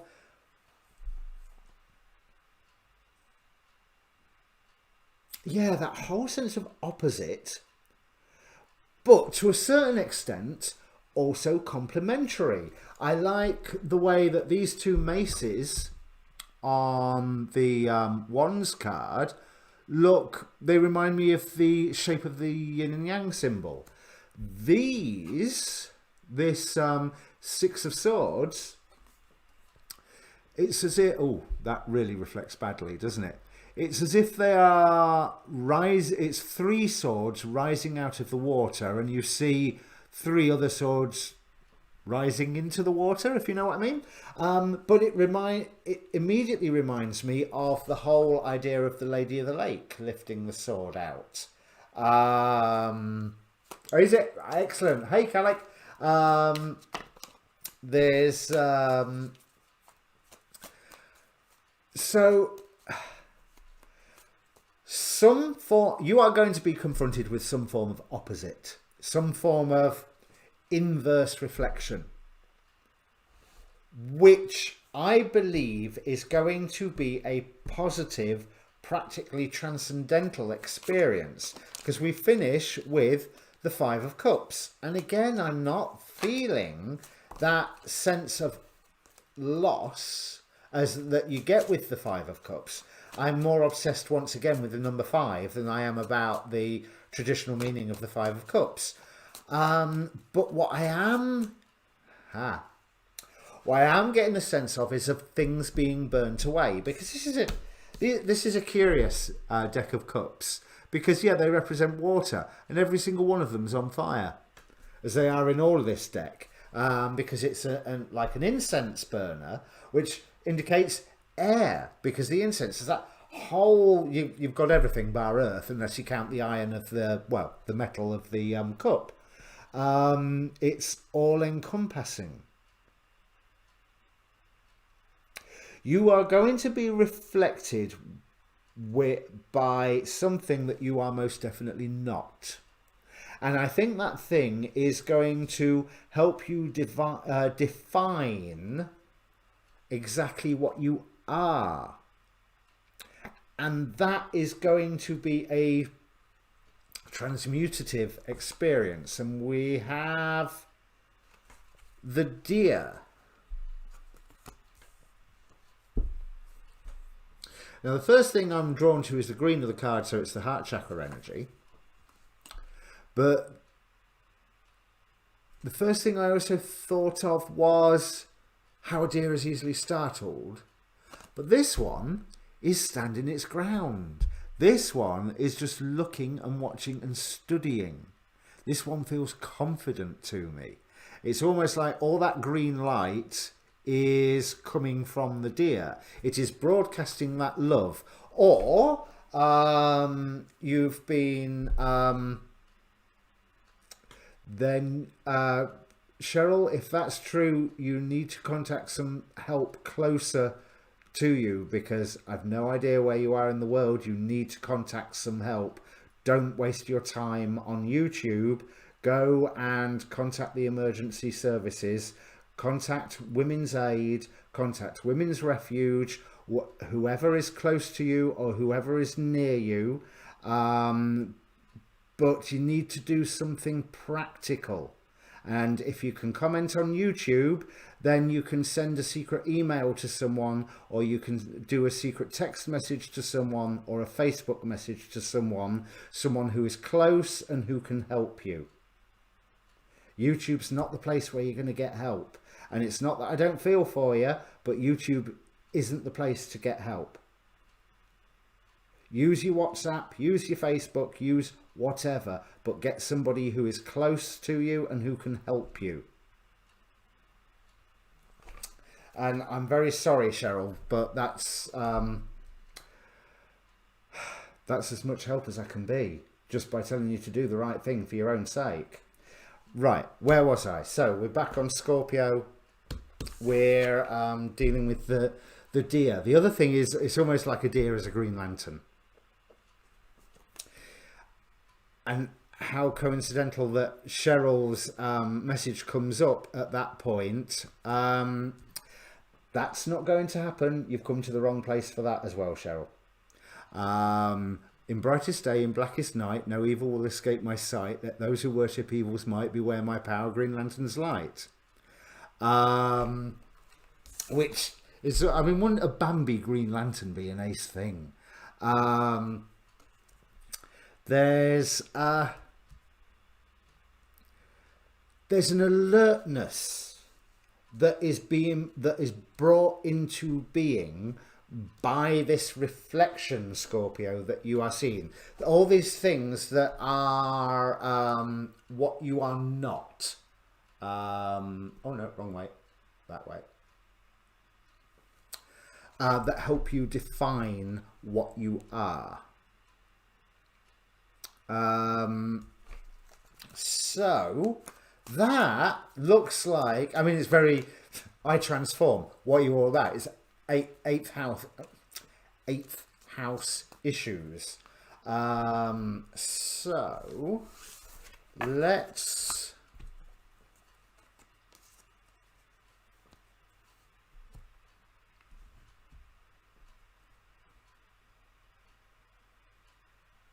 look at Sagittarius.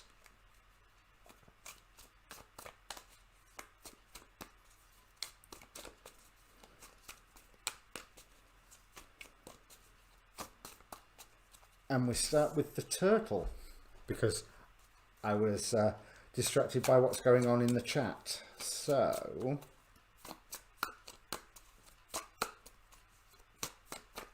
Cheryl, please take Tasha's advice. 999 if you're in Britain, 911 if you're in America, or you will know your own emergency number. So we start with Sagittarius. We start with the Emperor, the Tower, and the Lovers. All major arcana. Dramatic year for you then, Sagittarius. So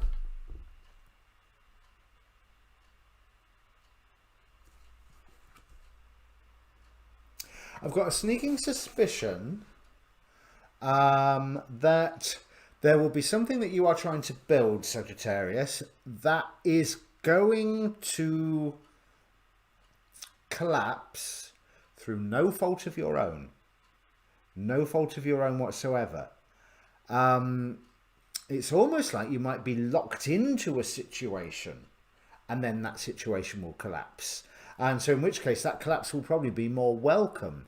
But I am really cheered up by the Lovers card at the end of it. That sense of transformation, that sense of making a choice, making a dedication from the wreckage. I really feel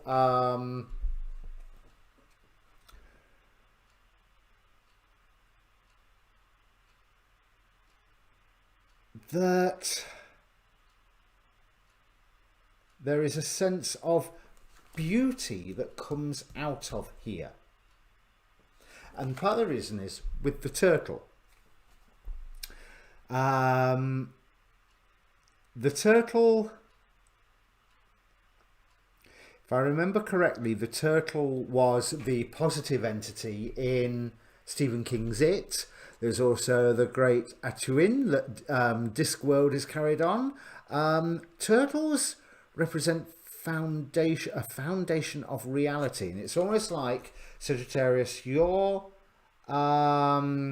reality is going to get shaken down and stripped down to its foundations in a way where you are able to see, oh, that's what's underpinning everything, and that's beautiful. So, at first glance, it may be quite the challenging year. Certainly if you are trying to build something and define your own empire, that's going to be a challenging year. If that gets stripped away.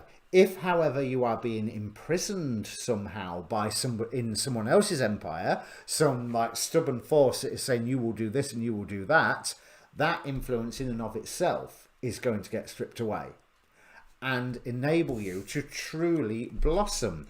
This Lovers card has so many layers to it.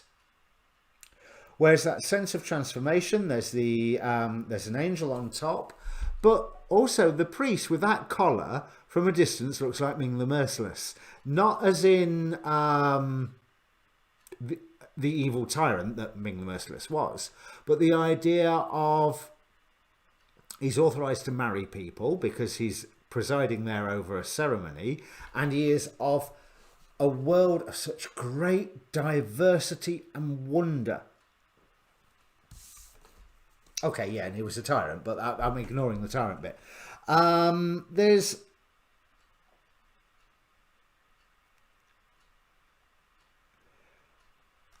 world's going to open up to you. Some form of restriction, some form of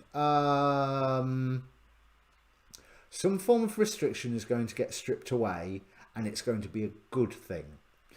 But as with any tower incident, it's probably not going to feel good as it's actually happening. Right, so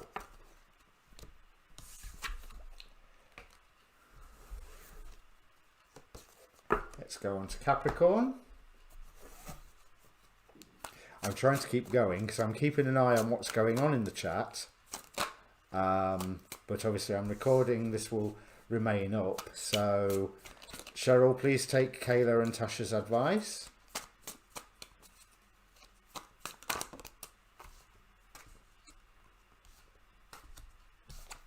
So Capricorn, we've got that six of swords and two of wands coming out again. Here is a conclusion. We start with the High Priest and then we go on to the Magician. Capricorn, I think this is telling me that it's going to be quite a spiritual year for you. Quite a way of you working out which traditions are really, you're left with just Pluto in Capricorn anyway for a while. I know the sun's passing through, so Venus will be passing through, no doubt. But you are being left with examining what traditions are useful for you, and to a certain extent, getting rid of the rest. Because new things are getting brought to you. Because what I'm seeing here is like a Roman style Pope with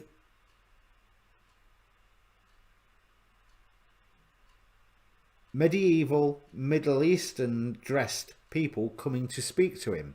Two different cultures, Catholics and Moors, talking together, introducing ideas to one another. And then we have, as a result of that information exchange. So again, there's that sense of, like we had with Cancer, I think it was, wasn't there?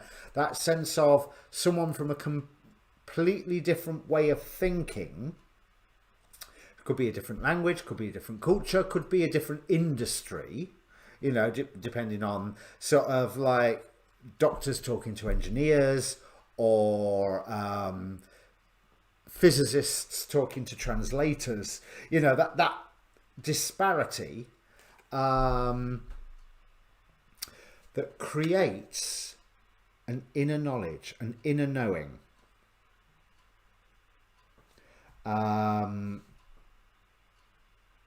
With this Magician card. Now, with the Six of Swords and the Two of Wands, there's less of that yin and yang, there's less of that reflection of what is opposite. It is, you have a choice to use what you have to go to a better place or not. But I think either way, there's two routes of getting to exactly the same destination.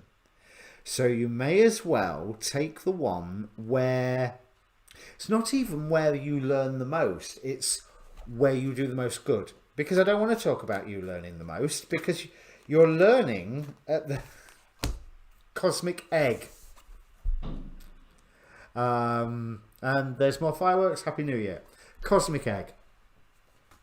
So there is that new wisdom coming to you, a greater understanding. So that wisdom is coming to you come what may. And if you've never seen a video on YouTube, I think it's called The Cosmic Egg. Joseph, if you're still there, post the name or a link of that egg video that you got me to watch ages ago. Which indicates that one universe is one person who reincarnates again and again and again and again and again and is everybody. So this, Capricorn, this is what's coming for you in a beautiful way, I think, a really, really beautiful way. This information is coming to you come what may. This education is coming to you come what may. This broadening of your horizons is coming to you come what may. So take the path where you do the most good. Take the path where you have the most effect. Whether that's a material thing, whether that's teaching younger people, whether that is working for a charity or a recycling or a whatever, you know what a greeny environmental person I am, but do the most good. The thing that you're chasing after, you get the information, you get the broadening of the horizons, you get the knowledge at the start of this process, and that keeps going. Once that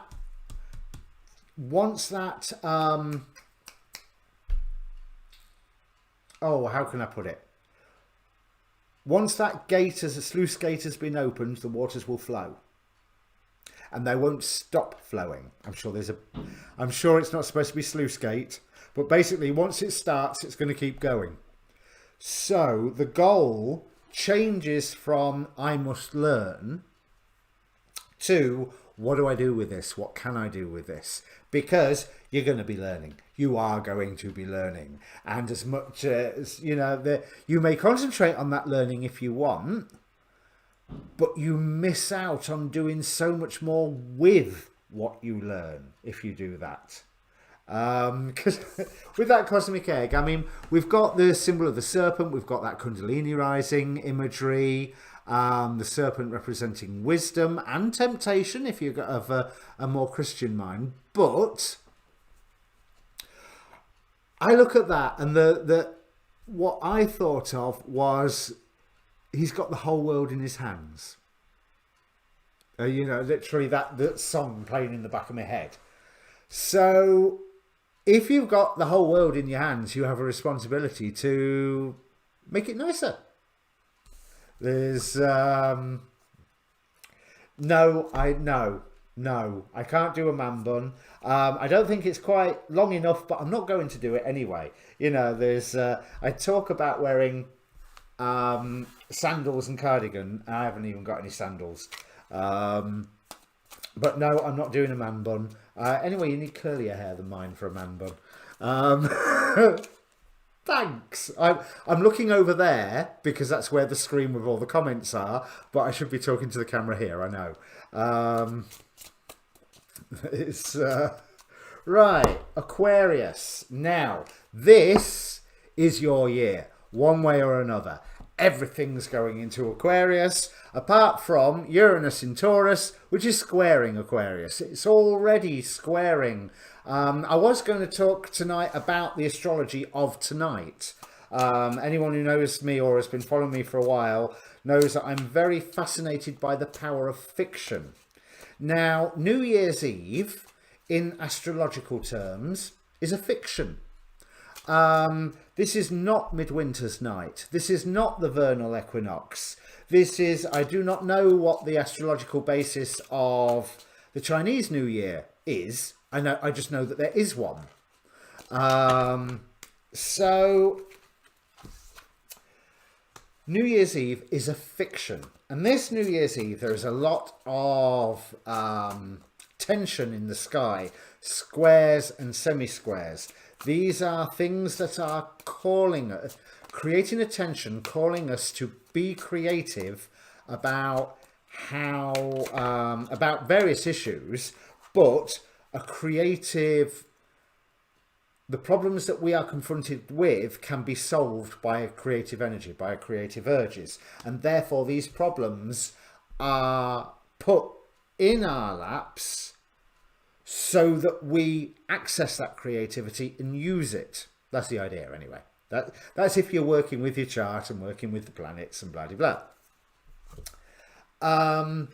But if you think all of these tensions that are highlighting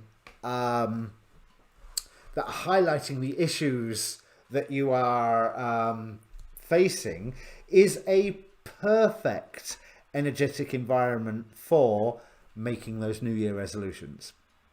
However, you'll find a lot of astrologers will have said that the New Year's resolutions were probably best made on the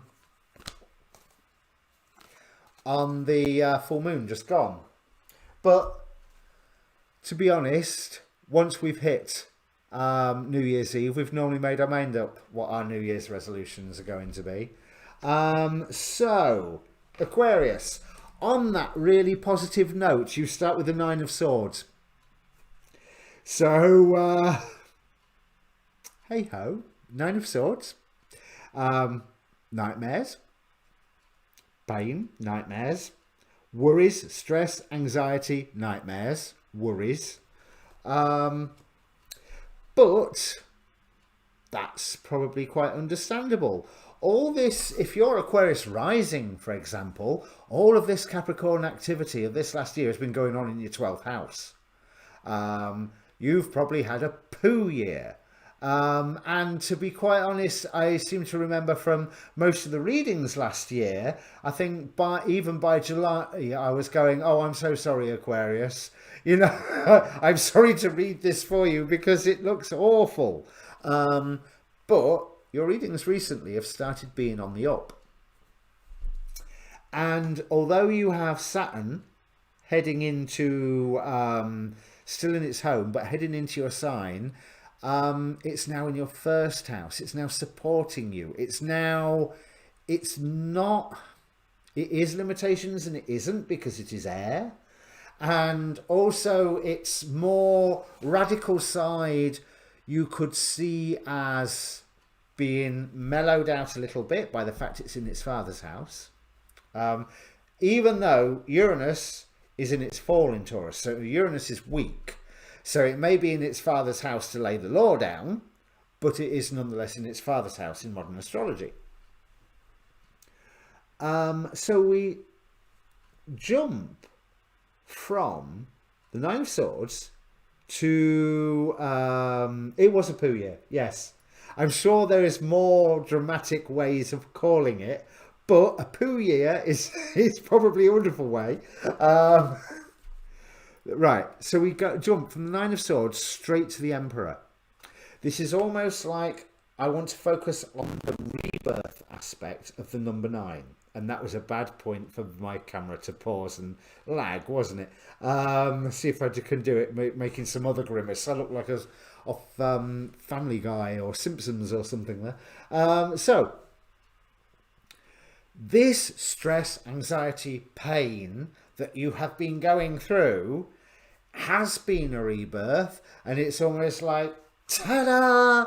And now I am revealed as, we were talking about Narnia earlier, now I'm revealed, Peter, as the King of Narnia. I'm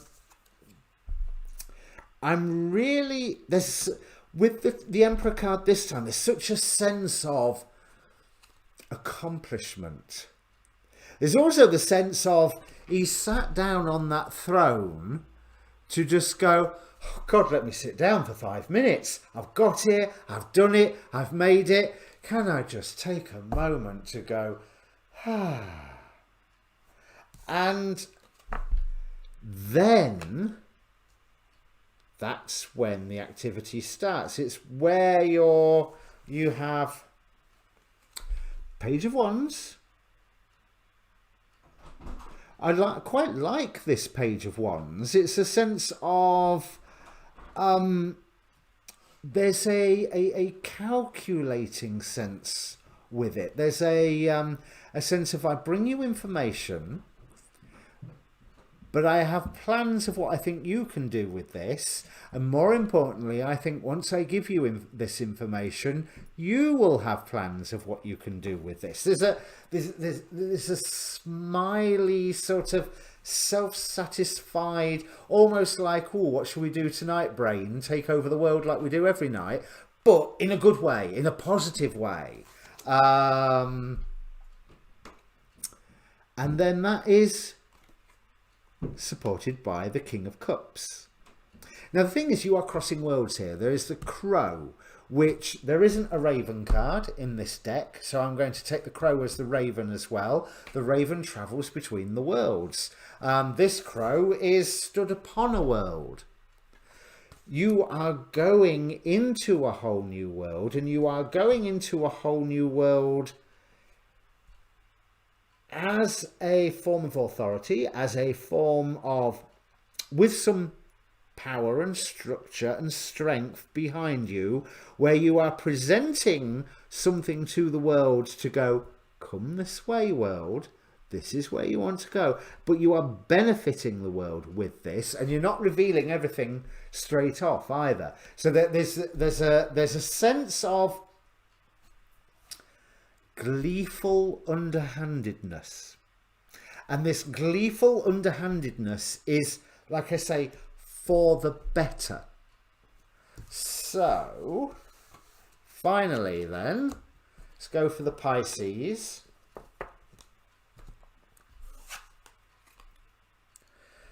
So I had on my list tonight, right, that I was going to do these readings. I was then going to talk about the algorithms on YouTube and Facebook and how they're controlling the way that they think. I was going to talk about egregores. I managed to fit in New Year's Eve as a fiction. I wanted to talk about Saturn square Uranus, and I suppose I have talked a bit about the partisan divide that all the astrologers seem to be seeing coming up. But something tells me that off my list, I have the fodder for another live stream soon, because I have been going for 2 hours and 10 minutes. So let's do, what we got, right. 2 of Pentacles, Pisces. Oh, you've got 5 cards. Right. 2 of Pentacles, Empress, High Priestess. These two like one another tonight, don't they? The Star and the 7 of Swords. Let's see what animal we come up with.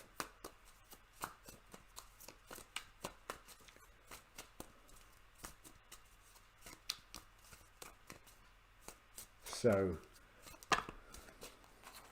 and we have the Elephant.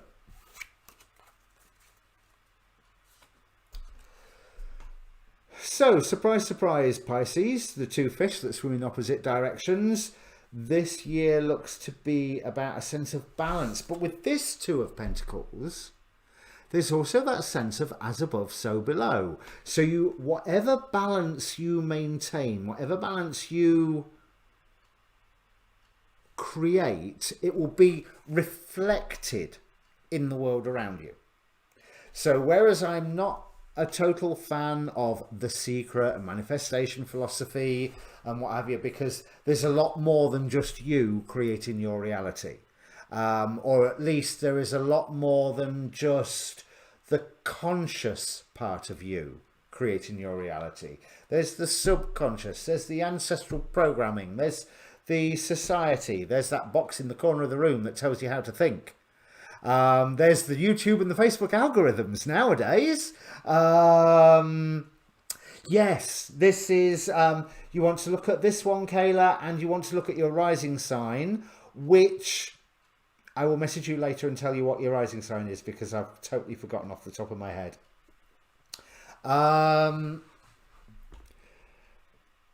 But these cards are really indicating that the balance that you achieve within will be reflected without. And more importantly, with these two coins, they are talking to one another. So one would assume that on the higher levels, there is already a balance that you can access and be the reflection of. I think that's the best way to put it, that you can be the reflection of that balance as much as you are, you know, because so sometimes you can go, oh, I need to balance that. And other times you may well be going, I don't know. And that's the part where you look up and go, okay, God, higher self, universe, you sort it out, or show me how to sort it out. And with the Empress, I think that equal dose of determination and humility, you know, determination to sort it out and the humility to ask when you need to, brings great results. The Empress, yeah, it's the female Emperor, so there is that sense of having authority. But remember, the Empress is truly about abundance. It's truly about the harvest coming in from the work that you have put in, especially since, right, where you are achieving balance, that harvest will come in. You will be able to recognize that harvest and use that as an example to achieve further balance, because we are followed by the High Priestess, which, as you may recall I said earlier, is, as well as listening to your intuition and all of that more linking with the divine hocus pocus stuff, it's also about recognizing and balancing between the darkness and the light, between the yin and the yang. But I specifically want to say between the darkness and the light, because darkness isn't always bad and light isn't always good. It's, you know, if you're trapped in the desert in the middle of the day, light's not good. You know, if you're trying to run for your life in some sort of situation or another, sometimes darkness is good. And then it's followed by the star, which is showing that while you are asking and recognizing when you have that balance and you are trying to perceive the difference, wishes get granted, information comes in, which allows you to affect solid change with this elephant, the elephant who never forgets. That's what I also thought about. But this elephant it's linked with fire in this deck, and it's that fire element of it that it's almost like you take this balance and you really push it forward, you really thrust it out into the world. But this is an internal journey to start off with, and then under the light of the star you have the strategy to not even, I'm not talking about manifesting, it's you've achieved a certain balance in one space, and there you can see in the material world where something else is out of balance, and yeah, but a little bit more investment here, or a little bit more regulation there, or just a few more cardboard boxes here, or move that old car, whatever. That sense of balance goes all the way from the physical to the mental to the spiritual. And that's what your journey seems to be. You are a sign all about... I thought you'd already gone to bed, Tasha. Happy New Year, anyway.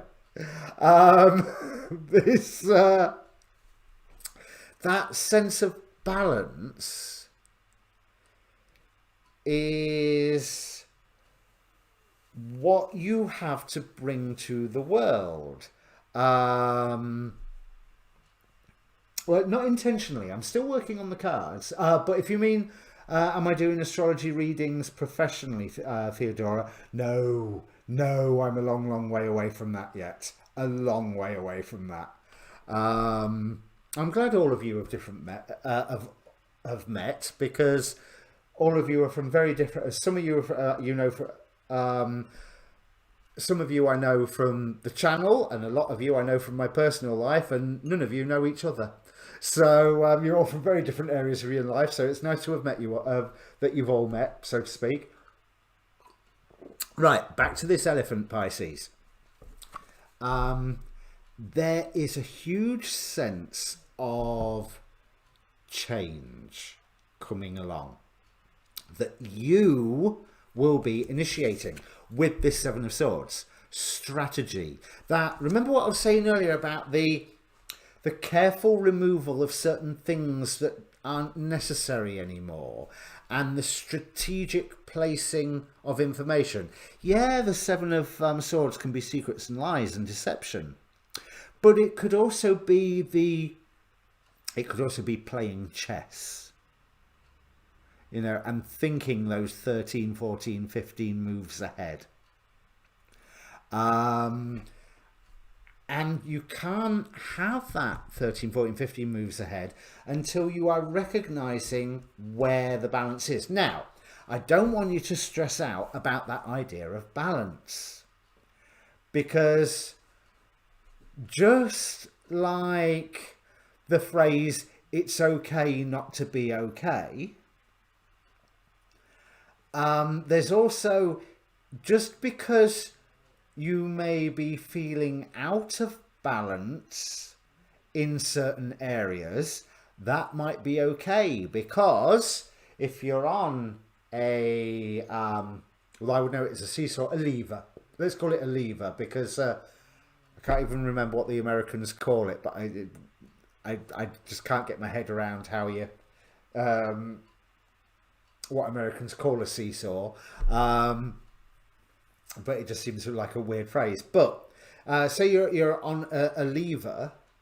So if the lever's been like that, and to come to balance, it's going like that and then swinging back. Well, if you've been here and all of a sudden you're there and you start falling towards the middle, well, of course you're going to feel out of balance. The whole act here is just recognizing balance where you see it. I've heard another phrase for it. I have heard another phrase for it than seesaw. There were some American astrologers that call it something, and I was like, that's a weird phrase. But I know it as a seesaw. But anyway, it's lever. It's about recognizing balance when you can see it, and affirming that, either through recognition or through action, to support balance when you see it. And that is where you get to really affect some stupendous change with the force of the elephant. That's yeah, flopsy topsy. That was not what I heard it called, but that's a really good way of calling it. Although, don't you think that it'd be more rubbery? But never mind rubbery seesaws. Let's go back to the strength of this elephant. There is immense change that you can bring about purely by learning to recognize and affirm balance when you see it, because that, with this star card, is going to really open up some doors for you, because I've got the sense of wish fulfillment, I've got the sense of divine knowledge, say like the knowledge from the Pleiades coming down if you're into your Pleiadian channelings. If you're not, try them, they'll fry your brain. In a good way, I might add. But with this, you are set up to be... That's it, teeter-totter. Yes.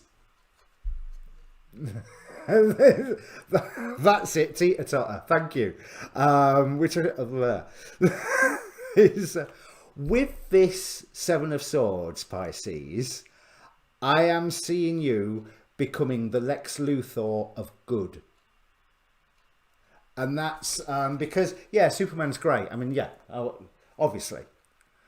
But there's a certain cunningness and overwhelming planning that Lex Luthor puts forward that I would say even puts Victor Von Doom into shade. You can become the Lex Luthor of good here. Oh, I'm going to have fun chopping this up and putting these up as individual readings. Right, so that's... I'm going to press stop on the record now. That's... I was going to try and do the Chinese Zodiac as well, but I think I might save that for a live stream for another night.